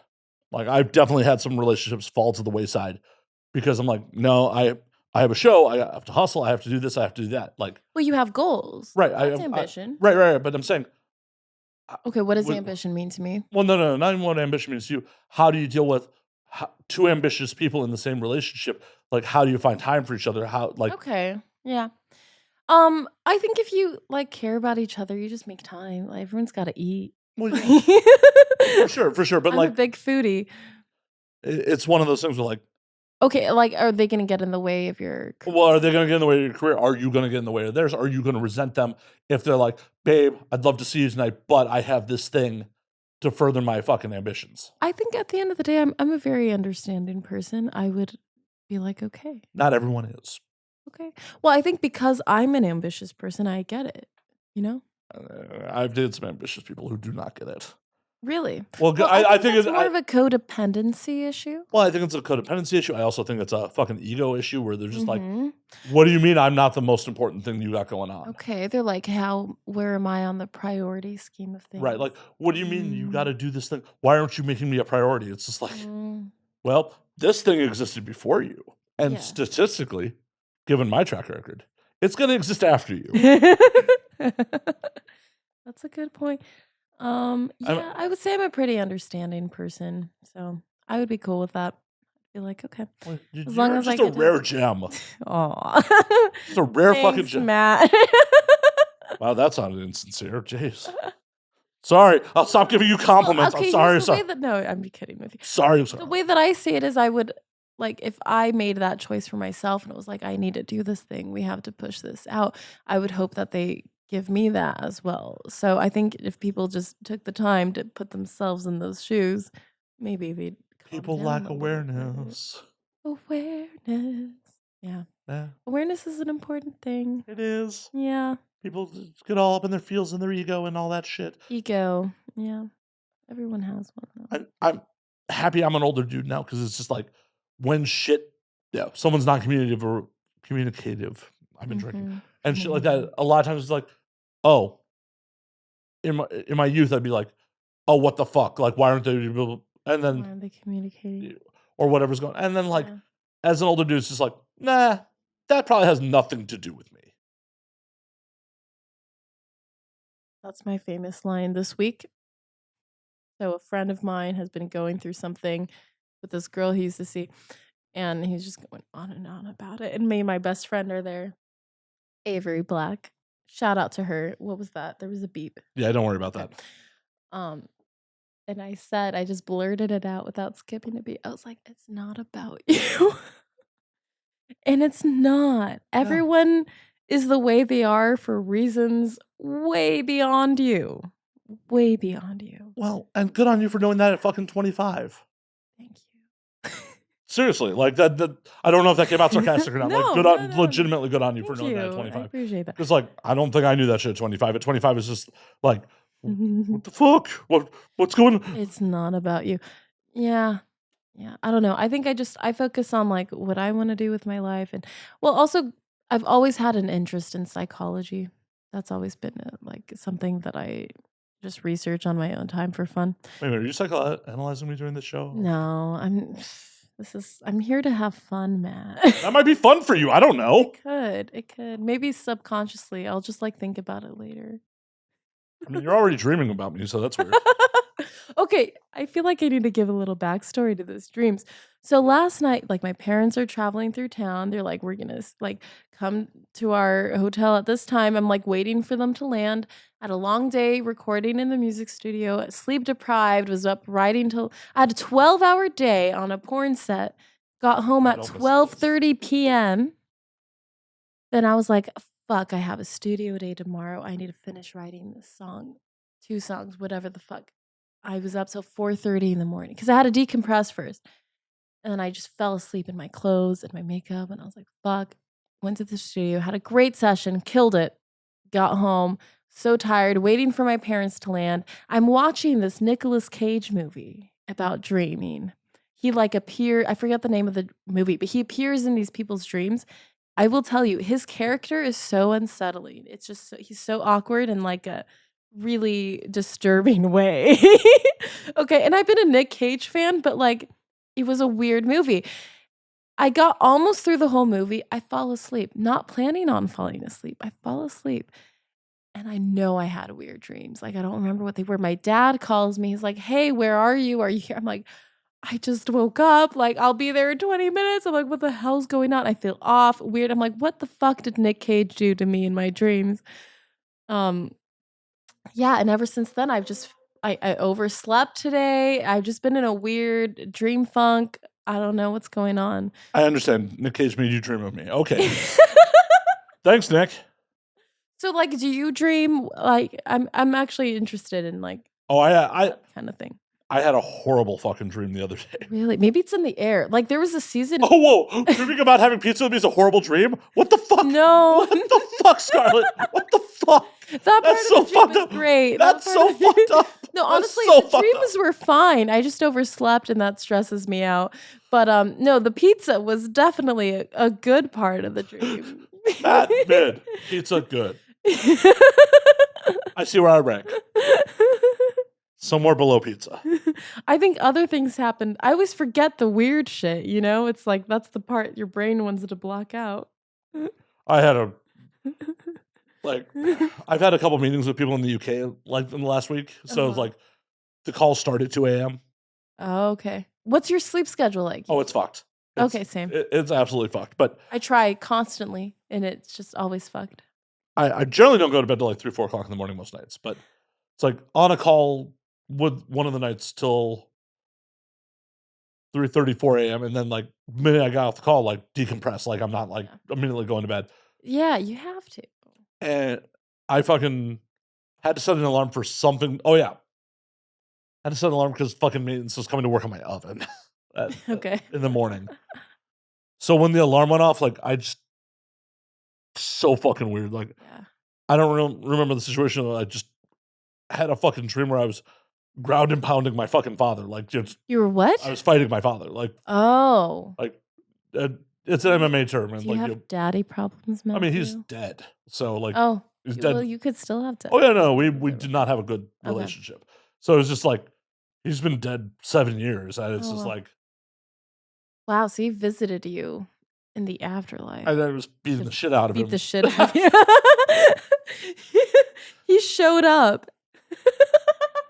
Maybe for once. No, I'm kidding. I don't know. Oh, no. It would have been better if he wasn't around. But yeah. That's neither here nor there. But yeah, it was just like, what the fuck? Psychology. Yeah, it was just like, what the fuck? So you're fighting your dad. This is very, like, I don't know, Zeus and... I don't know. It was just a weird dream, especially because, like, as the alarm was going off, I remember, like, waking up and being like, punching him, but not feeling the impact of my knuckles. Like, where you actually... Very weird. Dream kind of shit. Yeah. I get that, yeah. But it was just like, I don't always remember my dreams, but, like, that one was just, like... Significant. Yeah, it was... Well, I also, like... Part of the reason I remember it now is because, like, I texted Megan about it. It was just like, I just had the most fucked up dream. I do that to Avery. Yeah, it was just like, that was fucked up. Like, my alarm just went off right at the right time. That was fucked. Yeah, and does it kind of affect, like, how do you cope with that? Does it affect the rest of your day? That one did. Like, a lot of times Sometimes I'll have weird dreams, like, about former partners or shit like that. It was just like, yeah, I get past them. That one was just like, what the fuck? What the fuck, brain? Yeah. What the fuck? I get those. I get weird dreams. I have dreams sometimes that my teeth are falling out. Do you get those? No, that's a death dream. I hear it's stress. What do you mean death? Well, like, you're thinking about mortality, like. Sure. Well, I have thought about mortality. Well, yeah. You face it more than most people. I face mortality at this young age. Oh no, at 24, like. Did you ever think about death? Yes and no. Okay. I mean, I think about it all the time. I'm actually a bit of a thanophobe. What's that? Being afraid of dying. Okay, what is Thanos? Is that has to do with Thanos, doesn't it? Well, yes, that's where the name Thanos means. That's where the name. Yeah, that's where the name Thanos comes from. Afraid of dying. Yeah. So you're afraid to die. Oh fuck yes. Okay. Which should be reflected better in my lifestyle, but it's not. Because you're afraid of that. What is it about death? The uncertainty. Absolutely. Uncertainty. Like, just what are you worried about? Well, I don't know what your upbringing was. Is hell a factor? No. Okay. It's just I just can't wrap my brain around non-existence. Everything being gone. Yeah, just complete non-existence. I don't think this is the whole show. I'm an atheist. Like, okay. I don't think there's shit beyond this. Okay, got it. So, like, hell is a little more comforting than nothing. Oh, okay, yeah. Because, like, I've experienced pain in my life. I've experienced, all sorts of torment. Like, not all. Wow, that was dramatic. That was dramatic. I've experienced all sorts of torment. Oh, woe is me. No, but I've experienced, It's part of the human experience. Yeah, I've experienced the negative parts of the human existence in my life. Yes. Like, if that was to go on forever, I mean, that would suck. But that's better than nothing. Absolutely fucking. You're scared of nothingness. Yeah. Even though you understand if you're nothing, you won't give a fuck. Yes. It's still scary. It is. Because you're like, I won't be here. Yeah. I get that. And it is what it is. Is what it is. But I've also gone through, like, weird phases where it's just like, acknowledge that, deal with that, and then, like, had a bunch of jobs where, like, I legitimately had a job for over a decade where I could get shot at. What job was that? I worked for an armored car company. Like, what? Like bank trucks. Like, the people that deliver money. Bank trucks? Oh. Like, delivering money to a bank. Oh, okay. Yeah. How often did you ever experience being Oh yeah, I've almost shot people a couple times. Oh. And I've had friends shot on the job. I've had I've had some friends who unfortunately killed some people on the job. Like, wow. I had a gun on my hip every fucking day for the better part of a decade. So how often? So how often would you be doing these things, like driving with money? Every day. Every single day. Okay. That was my job. Out of every day, how often were these, like, stressful, life-threatening experiences? Real ones? What do you mean real ones? Okay, so I've talked about this on there before, but, like, statistically, armored car robberies are like a state, like, people case trucks. They don't just, like, do it as a job. They plan it. Right, it's a planned job. Yeah, so you put on a little bit of theater for people. Make a show out of it. Right, well, because if someone does something stupid, like, I worked on ATMs a lot. So a lot of times, someone I completely know is not a threat would do something stupid, like try to approach an ATM while I have it open. Okay. So I react in a very aggressive manner. Like, gun out, start yelling at them. So you own guns? I do. I'm from Arizona, Yeah, so I'm like, you have a guns are couple. cool. I don't. I want to. I believe you. Well, if you want to go shooting, let's make people think that. if you want to go shooting sometime, I'm down. Oh my God. Actually, yes. Like legit. Oh yeah, no, Legit, that wasn't like let's do a fake on-air offer. Yeah. I'm happy to take you shooting sometime. Like I'm gonna go in Arizona for a few days. I'm gonna go shooting. Nice. But withdraw the weapon, like, yell at people to turn around, shit like that. Because if anyone's watching, like, that's not the guy. That is a guy who is aware of his situation, aware of his surroundings, and will act aggressively if tried. Sure.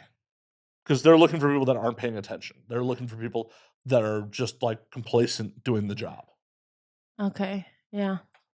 So I have pulled guns on a lot of people. Wow. So again, how frequently though? Because this is a day-to-day thing. You're driving with a shit ton of money. Like how frequently are you getting in the last couple of years I was working in Chicago, I was working in a pretty bad neighborhood. Oh, and this was in Chicago? Okay, that again, that's some context there. Yeah. I did it in Chicago. I did it in Vegas for a little while. Okay. Wow. Interesting. So. And you're still here. And I'm still here. You're still here. Thankfully, I've never shot anyone. Yeah. And never actually been shot at. That's great. Yeah, I'm happy about that. I feel like you have less opportunities to get shot at than I did. That's a good point. Yeah. But the amount of people I've pulled guns on and had to be aggressive with over the years, like especially when I was working Joliet, Illinois, which is a south suburb of Chicago, is where the state prison is. It is not a great part of town. I imagine. It was like a weekly, if not a couple times a week thing where I'd have to fucking. Wow. Yeah. Just like. Yeah, it happened a bunch. A bunch. Interesting. Dude, imagine actually like getting. So you've never been shot in your life? Thankfully, no. Don't imagine. Please don't fix that. No, I don't want to either. Well, I meant shoot me. It works both ways. Oh, I'm not gonna shoot you. Why would I shoot you? I don't know. Why would you shoot me? I don't know. I like guns for a hobby, not for murder. Just to make. Well, don't murder me. I mean, you could just maim me. I'm not gonna shoot you. Can we get a pinky swear on that? Yeah, let's do it. Right. Pinky swear. The cameras can't see it, but it's happening. On camera. Nope. It's okay. There now. It is. Okay. We have a pinky swear. We're not going to ever shoot each other. So oh no, I didn't pinky swear to that. I just pinky swear that you are going to shoot me. Oh, so you might shoot me. I hope not. No, you won't. You won't. So okay. So a little story time. I love story time. Story time. I was 19, living in a mobile home in Arizona because I left my mansion for my family, and I was like, I'm gonna live on my own, right? Broke up with a boyfriend I was living with. He moved in with me. Anyways, we had a roommate. I don't even give a fuck. I'm gonna name him. Oh, his name isn't relevant. Don't, please. Okay. So, like, I moved out because we broke up, and like the roommate was there, and I was like, fuck this. Like, you can live here. I hate this place. Like, whatever. I asked him to watch my cats because he was like, you've been a better friend to me than your boyfriend was. Like, I'll watch your cats while you figure out where you're gonna live. And then he switched, probably because of the guy. And he was like, if you step foot, I was like, I need to get more of my stuff. I need to get my cats. I was like, I'm gonna take my cats. And he was like, if you come here, I legally can shoot you, is what he tells me. He tells me he can shoot me. And I'm like, bitch, I paid this last month's rent. You're literally living here because I paid the rent. So I was like, okay. I decided to file a police report only because I knew he would be scared because the police would contact him. Whatever. He literally threatened to shoot me. I'm like, I'm not going to do nothing about that. Like, I know he's bullshitting me, but like, excuse me, you can't just do that. No, definitely not. No, absolutely not. So, yeah, so the police call him. He freaks out, everything. I get my cats. I flip him off and everything because he literally told me he would shoot me. Who would want to shoot you? Apparently, this guy. No, he just wanted to make you feel small and threaten you. Yeah, but then he felt scared. He almost pissed himself because the police called him and was like, "Oh, by the way, Was he dumb enough to text you that he was going to shoot you? this was when was this was maybe I think it was a phone call though. Oh, okay. Maybe, I yeah. was just like, is But he the dumb enough police had my side. The police were literally like, if you want to get your stuff, like, we'll come escort you. And I was like, I got this. I can handle him. I came, I grabbed my cats, and I said, fuck you. And every time I ran into him in town, because I come from a small town, I just flip him off. I was like, here's the thing. You mess with my cats, I'm going to come for you. Like, you don't fucking mess. Oh, because he threatened to, like, leave my cats outside. He was like, I'm going to just throw your cats outside. I was like, what the? That's why I grabbed them. I was like, what kind of fucking monster I paid him to watch my cats because he was like, I'm your friend. And then he threatens to throw them outside and to shoot me. And I was like, fuck you. I'm going to call the police. I'm going to grab my cats.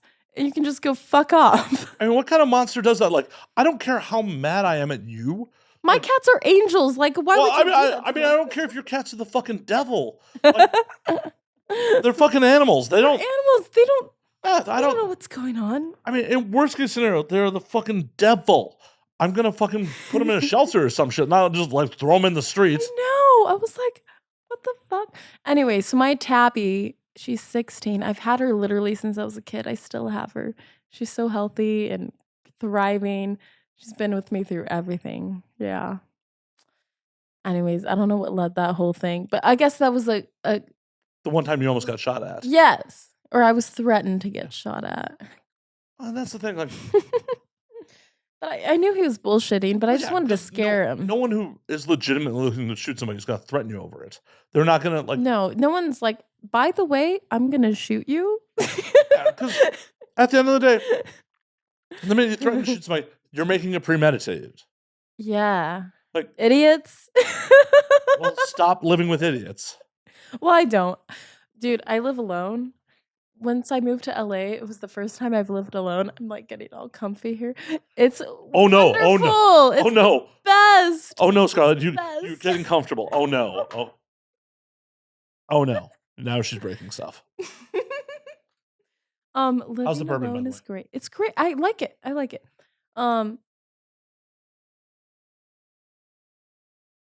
The smell is almost a little sweet to me. Yeah. Bourbon generally tends to be a little sweeter. So tell me if you know, I'm sure you know, the difference between bourbon and whiskey in your face. I mean, I appreciate that you just assume I know things. That's why I give you the benefit of the doubt. I was like, if you don't, that's fine. I give you the option. So bourbon is whiskey. Yes, and so is scotch. Right. So bourbon has to be at least 51% corn. Corn, okay. Yep.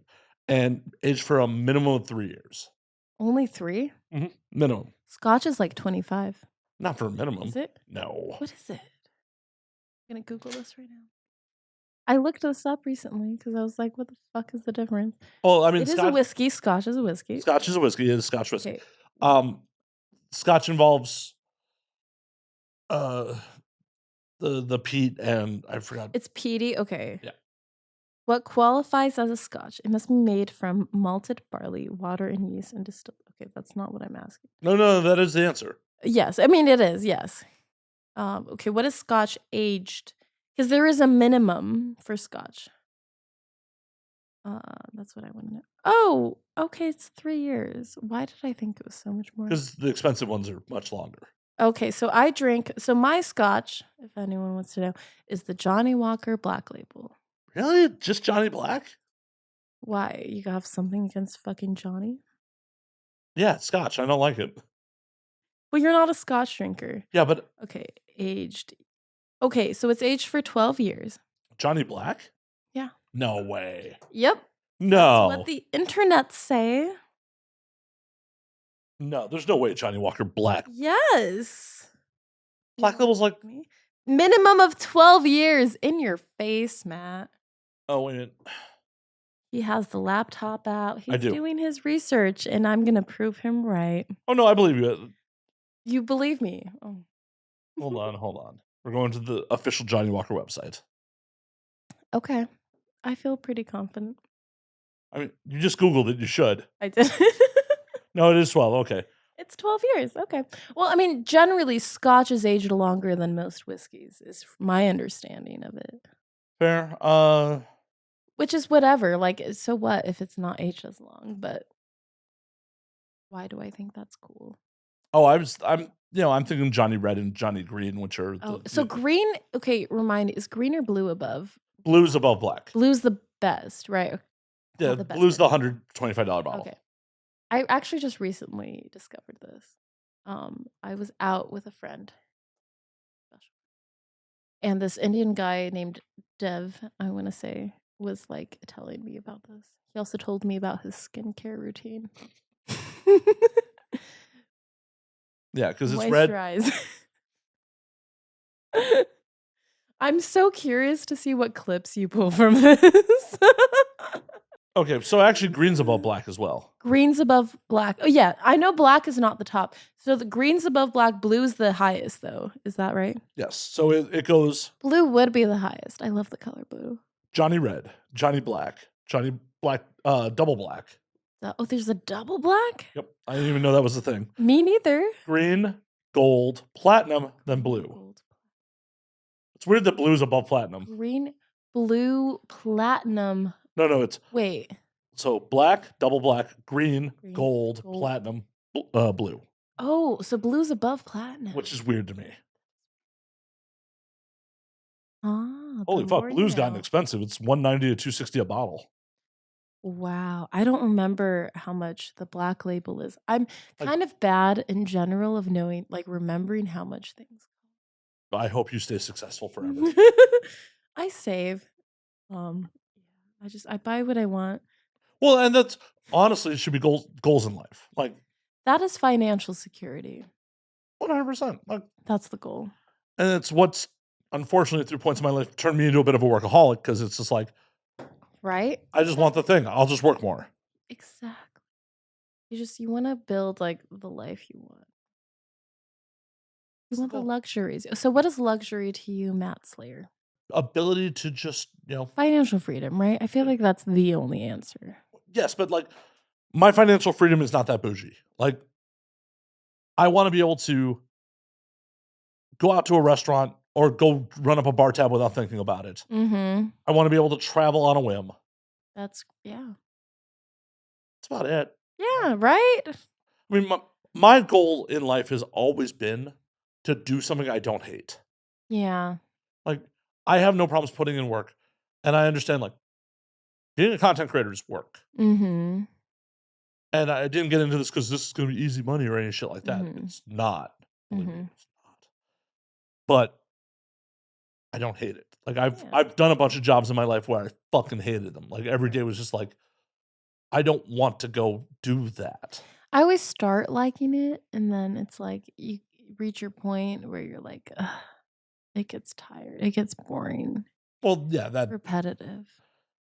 Well, and that's been the plus side of like doing. As much as I hated the armored car gig for a lot of things,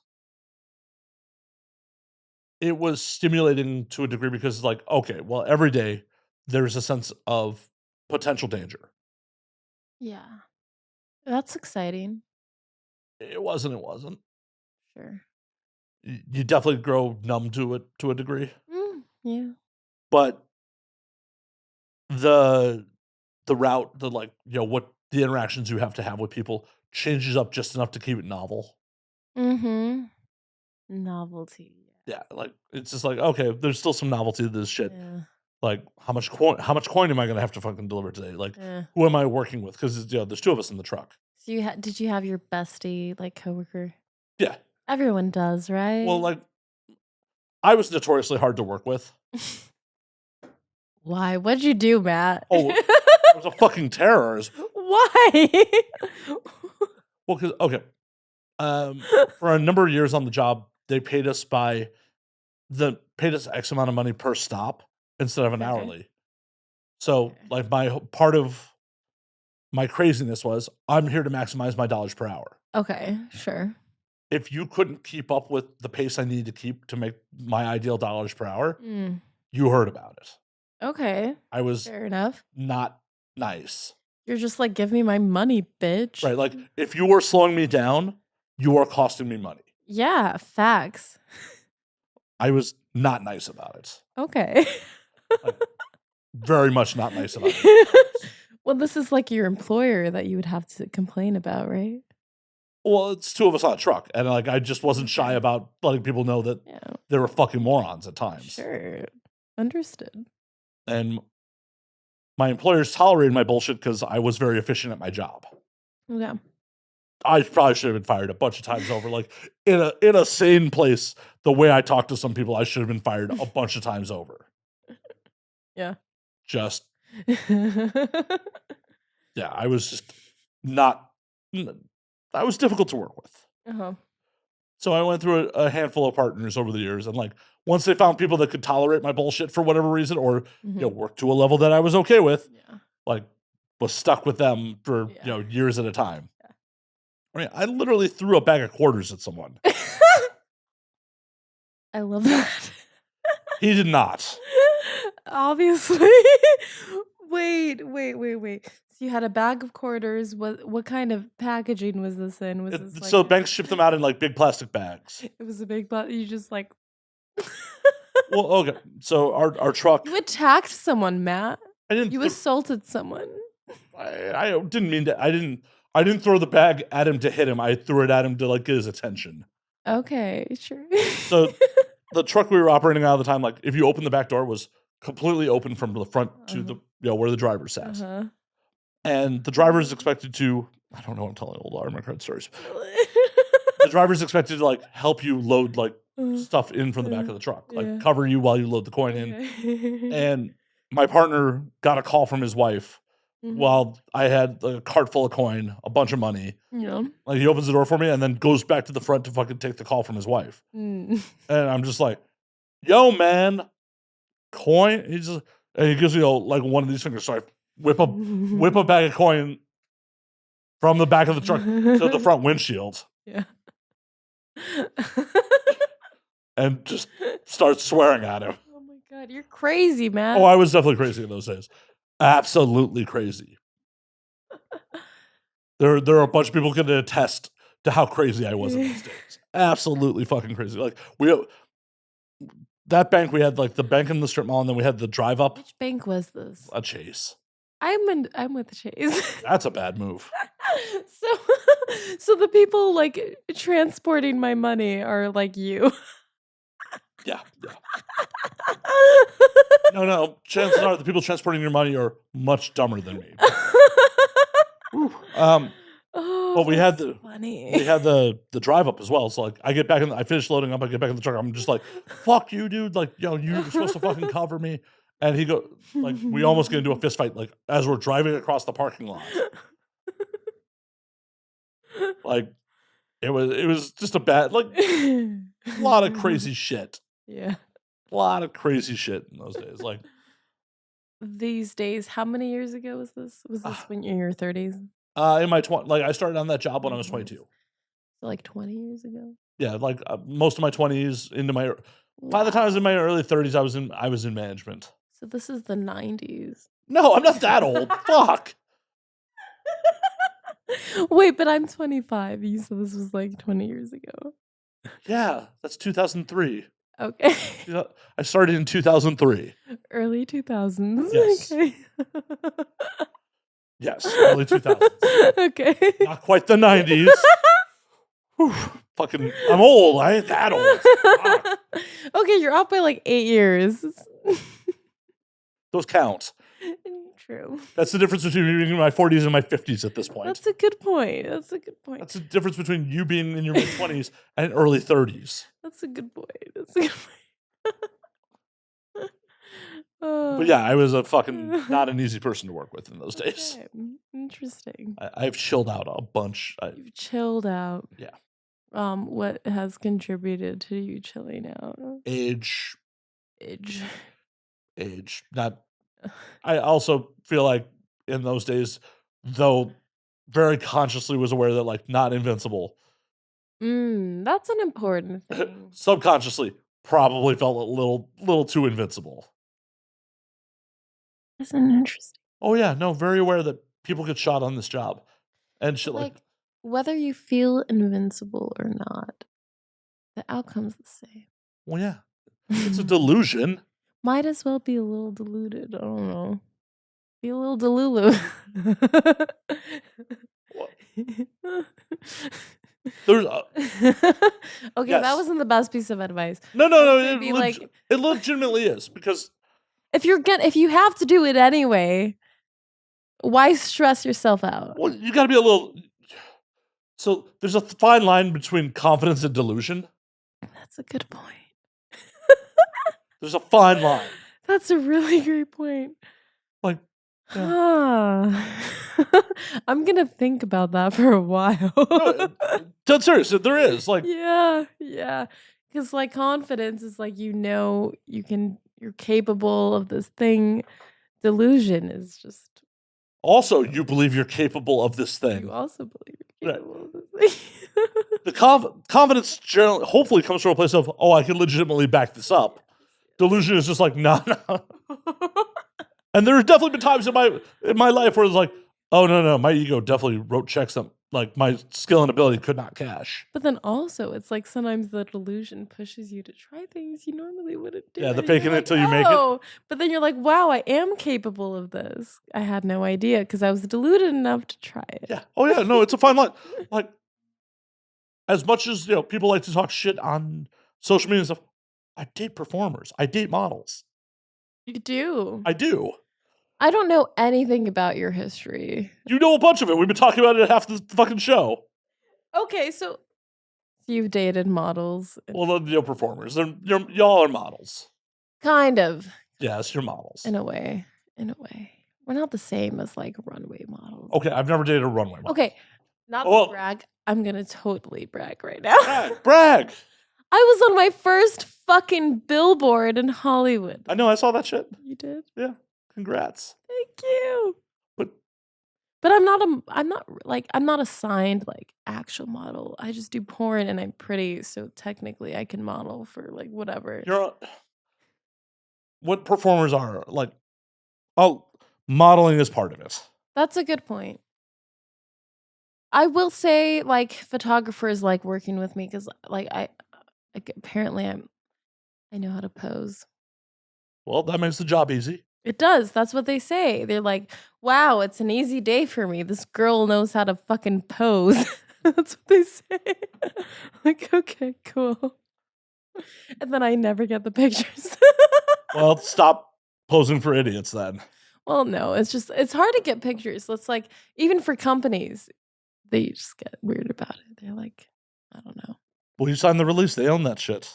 Exactly. They're like, I don't fucking care about you and your Instagram. Well, if you want the stills I take tonight, I'm happy to send them to you. You're taking stills? At some point, yeah. Really? Uh-huh. Like, where? Here? Where you're sitting, yes. Oh, cool. I took a picture. I took a pretty fabulous picture right before we started, and I texted it to Matt. So that's something. That's the thing. Proves I'm not a model. He had his little camera. Make it sound like it's a fucking toy. Your little camera. Oh, he's so cute with his little camera. I have little cameras. Why do you call them little? Because they're cute. It's cute. I'm like, it's cute, and I'm staring at a headless person on your wall. That you are. I keep staring at it. It's all good. But back to the delusional confidence. Like, yes, delusional confidence. It's like, if you had told me. Fine line. It's fine line. If you had told me in my teens or like even my early 20s that like, oh yeah, I'd be romantically involved with a handful of porn stars in my life, I'd be like, what? Is that a goal for you? No. Young dudes? Like, no, but like there's a status symbol to it. Sure. Well, okay. Do you not think there is? I get that. I'm just like, how many like young people are like in their minds? Is that like, does that occupy the mental space of young dudes? I'm not a man. I don't fucking know. Well, okay. I think because they're like, oh, is it just like they're hot and they're good at sex? Is that what it is? Yeah, but okay. It's not anything to write home about like if you work with another performer. Like, because Okay. that's the job, right? Yeah. But there's something to write home about being like, If you date them? yes. Okay, think about it. Think about it this way. And like, this sounds fucking gross to boil it down like this. It really, I'm just, Hear it. imagine, if you will, I'm imagining. you get to say, hey, this person who has potentially a lot of options, Yes. a lot of fucking options out there, Potentially. is the object of many people's lust, Mm. chose me. Mm. Yeah, I get that. And like, it's obviously much more Something to it, yeah. It's obviously much more complicated than that in real life, but on a very base level, that's cool. It's a little bit of flex. Yeah, it's definitely a flex. Yeah. But the reality of it is like, They're fucking a bunch of people. well, that doesn't fucking matter. Okay, cool. If that matters, don't date performers. Exactly. Okay. That shit doesn't matter. You know, it's such a thing though of like people being like, "Oh, I don't want to date in the industry." Well, okay, like I get that because I like get it too. but But also just depends on it depends if you're a good match regardless. well, Whatever the fuck you do. obviously, like if all you have in common is porn, it's not gonna work. Also, yes, exactly. Also, it's kind of like you have to go out of your way to try to date someone out of the industry. Like dating within the industry is kind of convenient. It is and it isn't. Yeah. Because like if shit goes sideways, Then you have to work with them. or put them on their no list and then avoid them at fucking events. Yeah. And I really get it though. look, it's just a complicated mess. Yeah. Because like if you date outside the industry, you have to fucking find the magical civilian who's cool with everything. Who's cool with everything, who's clean. Ideally they're just sleeping with you, so Yeah. like if you're actually involved, so you shouldn't have to worry about that part of it. Ideally. Yeah, ideally. Or they're only sleeping with people in an improved situation, so like but that they're like not possessive, they're not like they get that what you're doing is performative. Yeah. This is why I always suggest people should date people that are, behind the scenes in the industry. Just biased on that. Like the PAs and stuff. Yeah. Yeah. Us industry adjacent folks that are Yeah, no, I full support of it. I have friends who like full on relationships with people on the back end of things. Well, because like I don't judge. It's like you find your person, you find your person. well, It you doesn't shouldn't matter who you should are. be judging. Fuck no. It's like you find your person, you find your person. Whatever form that is, whatever job they do, like good on you. I think it's just awesome if you find someone you love. That's great. Yeah, but you don't necessarily love them at first. But also, like, at least with the behind the scenes people, one, in most cases, they've been in the industry much longer than talent. Yeah. So they know what's up. Yeah. Two, they're not going to, get weird because they know what's up. Yeah. They understand the Yeah, industry. They understand what they're getting into as opposed to like a total civilian. Right. They understand what they're getting into. It's like the happy medium. Right. And like you also don't have to worry about like if you have any jealousy issues of them performing with other people, because Unless they're shooting content. But like, but whatever, like it. Yeah, but yeah, that's an example. There are definitely other people. Yeah, well, there's definitely performers who like. It's okay if they get if they're performing with other people, but they're not so cool with their partners performing. It happens. So I mean, that is a double standard. Yeah, but it happens. It happens. So I mean, it's just what it is. So purely biased, you should date people like people out there should date people like me because I understand. That didn't sound pandering at all. Not at all. Yeah. I don't know. But also on the flip side, like as someone who's dated performers, like sometimes it's a little difficult. I mean, of course. I totally get that. Like, well, and I'm not like, and it's not even like the expected difficulty of like this person's performing. It's unexpected hurdles. Like I've been involved with people who were just like, because I wasn't a performer, they'd had so many shit relationships with people that weren't performers they were just waiting for me to, like, flip out about something that just never came, and it got weird. People have their own, like, Well, yeah, that's about them. traumas, their own vulnerability issues. I will say, as a retired cool girl, very recently, as a retired cool girl, I'm finally, like, embracing my vulnerability, which has been very hard for me to do because you wanna protect yourself, you know? Well, and you have to in this industry. You You have to. have Okay, to. I think generally, like, I have a fucking guard, and I feel like that's good. That's good. It's like people have to kind of prove themselves, and it's like when you allow yourself, you're like, okay, I like this person. I want to try to be vulnerable. You allow that. You try. It's uncomfortable. You do it anyway. But aside from that, it's good to have a guard generally. Also, I come from a small town, and then I moved to fucking LA, so I definitely built some walls specifically for that, and I think that's healthy. But, when you really like someone, learning to, like, let down those walls, see what happens, and you might still get hurt, but it's like I mean, that's the nature of the beast. Even if you were both civilians, like, yes, generally, this is just intimacy. This yeah, is just relationships, and it's a hard thing. it is fucking difficult. And yeah, just period. Yeah, 100%. Yeah. At least for me personally, I also, like, my bullshit tolerance is so low. It's just like, Ugh, as I can imagine, like, for me at my age, I can only imagine with where you're at in life. well, it's like, "Oh, hey, the girl I'm hanging out with tomorrow night," like, as I said, like, The married woman. yeah. Well, but it's still like, I knew there was nothing was gonna come of that long term in the first place, but Of course, yeah. it's You just, want a long-term thing? Sorry, that's a little I don't mean to cut you off. "Oh, it's fine. We're having a conversation, it's fine." With the right person, sure. Okay. The with the right person, I'm sure. just curious. Oh, yeah. But it's like, "Oh, you just gave me, like, a giant red flag of, like, when I asked if I should go get tested." So, Well, I just think that's a good idea in general if well, you're gonna fuck with a performer. That's I will all. wholeheartedly agree, but that tells me we're not fucking. You think so? Oh, 100%. If you get tested, you No, don't no, no, I'm saying, like, when I specifically when asked, she was like, "Let me think about yeah, it." like, that's a no.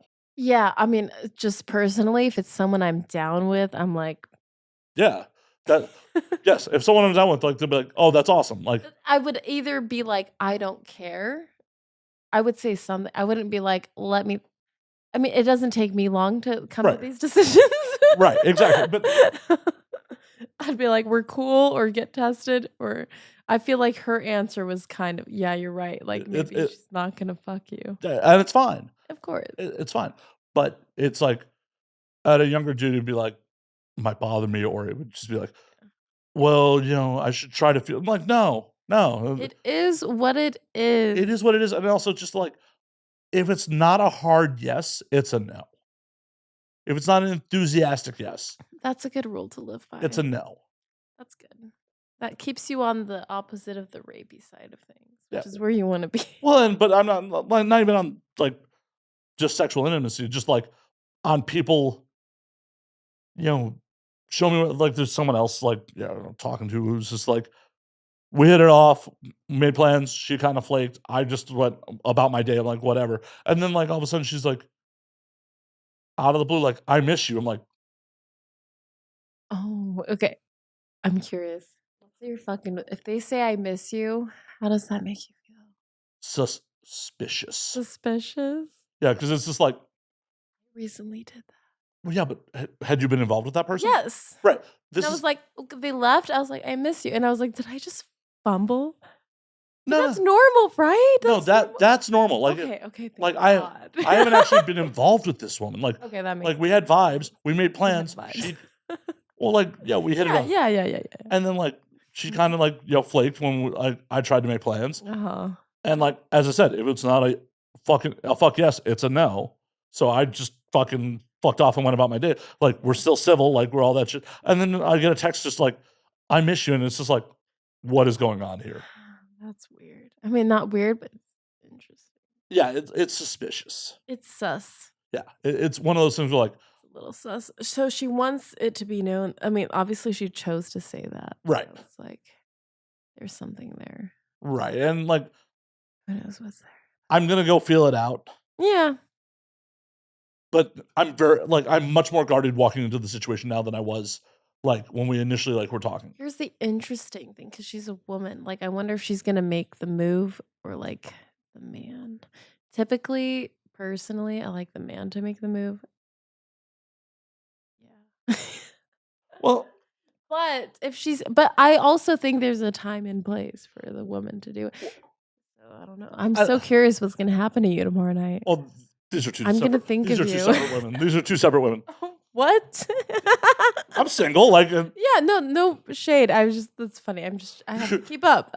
yeah, there's a couple in the roster. Like, yeah. Okay, it's good to have a roster. I cleared mine, and now there's like one on my sets, and I'm like, do I need to have a roster again, or I'm just gonna like fall in love? Well, it's one of those things where like 2 out of 3 of these women, like I know there's no future with. Like I just know. Oh, you just know. Okay, I'm so curious as a man. How do you just know that there's nothing? Well, okay, well, one of them's married. Oh, well, that's a great example. Yeah, like, married girl, obviously. Married girl off the limits. Right, like for anything real in the future. Right, like we could have some fun, Reasonable. whatever. Yeah. Yes. Okay. The other one has 2 kids. Okay. Like I don't want children. You don't want to be a baby dad. Same. Like I don't want kids. I had a vasectomy. I don't want kids of my own. You have a vasectomy. Good on you. More people need to get vasectomies. They're really easy. Yeah. Oh my God. I'm almost at the last 2 people I've seen had vasectomies, and I'm like, maybe I should just keep this going because I love a man with a vasectomy. Ugh. Feeling like a piece of meat over here, Scott. Jeez. I'm not in that good a shape. I'm generally speaking. Not good shape. I'm just saying, get a vasectomy if you don't want kids. Right. It's a huge plus for girls who love a good cream pie. Everyone loves a good cream pie. Everyone loves a good cream without wanting kids. It's wonderful. Right. And like she's got 2 kids, and it's just like I'm definitely not looking to be a stepdaddy. I don't want to be a stepmom. Right. I'm not looking to be stepdaddy. Yeah. And like, you know, there's just other like red flags beyond like hanging out. Okay. But you still fuck with her. Yeah. Sometimes I make poor dick choices in life. I feel that. I am not one to talk. Okay? I've made my share of mistakes. No. I mean, that's human. That's fucking life. That is human. Yes. I am trying to do better, I will say. Well, and that's the I'm on the trajectory. I'm on the trajectory to better things, and I'm happy about that. Well, and that's the thing. Like, mistakes are only a problem if you don't learn from them. I often don't learn. I often don't learn from them. Like, in all reality, I should be steering clear of probably all 3 of these women. I should be just like, so nothing serious. You think out of? Well, it's like, okay, we have married girl. Well, that's obvious. Married girl. We have girl with 2 kids. I saw a guy who was also seeing a married girl, and I was like, I don't know. It's an interesting choice. Oh, I think we'd have fun orgasms together. Yeah. Okay. It's great for a like casual hookup thing. I get that. Yeah. Okay. Well, it's someone I enjoy spending time with. Like, yeah. Okay. You genuinely enjoy them as a person. Yeah. Like that's why I'm like, it's never gonna be anything more, and that's fine with you. Yeah. Like, okay. 100%. Like we're hanging out tomorrow night, and like I have 0 expectations of sex now because and she's not even from here, so it's like whatever the fuck. Right. But even if she was, it's like I have 0 expectations of sex now because of like how she played it. So I'm still down to have fun. Hang out. Yeah, hang out and have fun. Well, that's cool. Yeah. Like I could separate the 2. Yes, that is possible. Yeah, it's just like I told you. Like for me, I have to be annoyed by them to do that. Well, it's just like at that point, you're just my friend. Like, oh, yes, you should like you enjoy hanging out with your friends. Exactly. Like, what's the difference? Except we're like, yeah. Oh my God, we've messed around a little bit. Like, oh no. Yeah, exactly. Like that is so in the grand scheme of things, fun but meaningless. Like, if I could never hang around with people like I've made out with or like messed around with a little bit, like, yeah. Oh my God. I mean, there are some industry events that are still awkward at times, but like. Yeah, whatever. Nothing. So like, what was your New Year's Eve like? I'm just curious. Fucking stupid, Loki. I didn't really. Yeah, like it's amateur night. I made out with a lot of people New Year's Eve. And how much did that mean to you? One of them meant something to me at the time. At the time. At the time. And then what happened? It just didn't. It's fine, but like I don't know what the fuck I was on. I've made out with a lot of people. I don't know. I was really into like people's wives that night. Did it make you happy? In the moment, did it make Yes, I had it was a great, like, when I look back, it was a great night. Right. It was a great night. That's all that matters. You had a great night. Did you hurt anybody? No. Then what the fuck does it matter? Exactly. And the grand scheme of things are like, and hurting people happens. Like, as I long know. as you're not like maliciously and intentionally doing Yeah. it, whatever, shit happens. Like, every breakup involves someone getting hurt. Yes. That's the risk you take to, like, try something and put yourself out there. Exactly. And that shit happens. And as long as you're like Shit happens. not trying to intentionally like hurt someone, manipulate someone, use Then someone. you're not a bad person. I mean, I don't particularly think good or bad people exist. I think people exist. That's a good point. No one's all good or all good. Right. All bad. All good or all bad. Right. Well, and even bad people are heroes in their own story. Yeah. Most people, I don't think, wake up and be like, I'm going to just do bad shit today. They No. justify it to themselves somehow. Exactly. Yeah, that's a good point. I'm going to pee again. Well, actually, we probably should just call last call on this motherfucker. Okay, so is it time for the fucking Swedish Since we do, no. Malört? We're going to rap, and then we'll do it as a separate clip. Okay. Thank you guys for listening. Well, where can they find you on the things? On the things. Okay, so I'm going to make it super complicated for you. They're all different. Twitter, Scarlett, and spell my name right. It's a huge pet peeve when people don't spell my name right. Scarlett, Alexis, but instead of an S at the end, it's a 3, and that's Twitter. My main Instagram account is suspended right now. I was a little too spicy, so my backup account, Scarlett Alexis with 3 S's at the end. My OnlyFans, Scarlett Alexis with 3 X's and the number 1. And there you have it. There it is. There it is. There it is. There it is. Good luck. Modern porn life Best and of social luck. media. Well, until next week, drink up, Yes. motherfuckers. Yes. Cheers.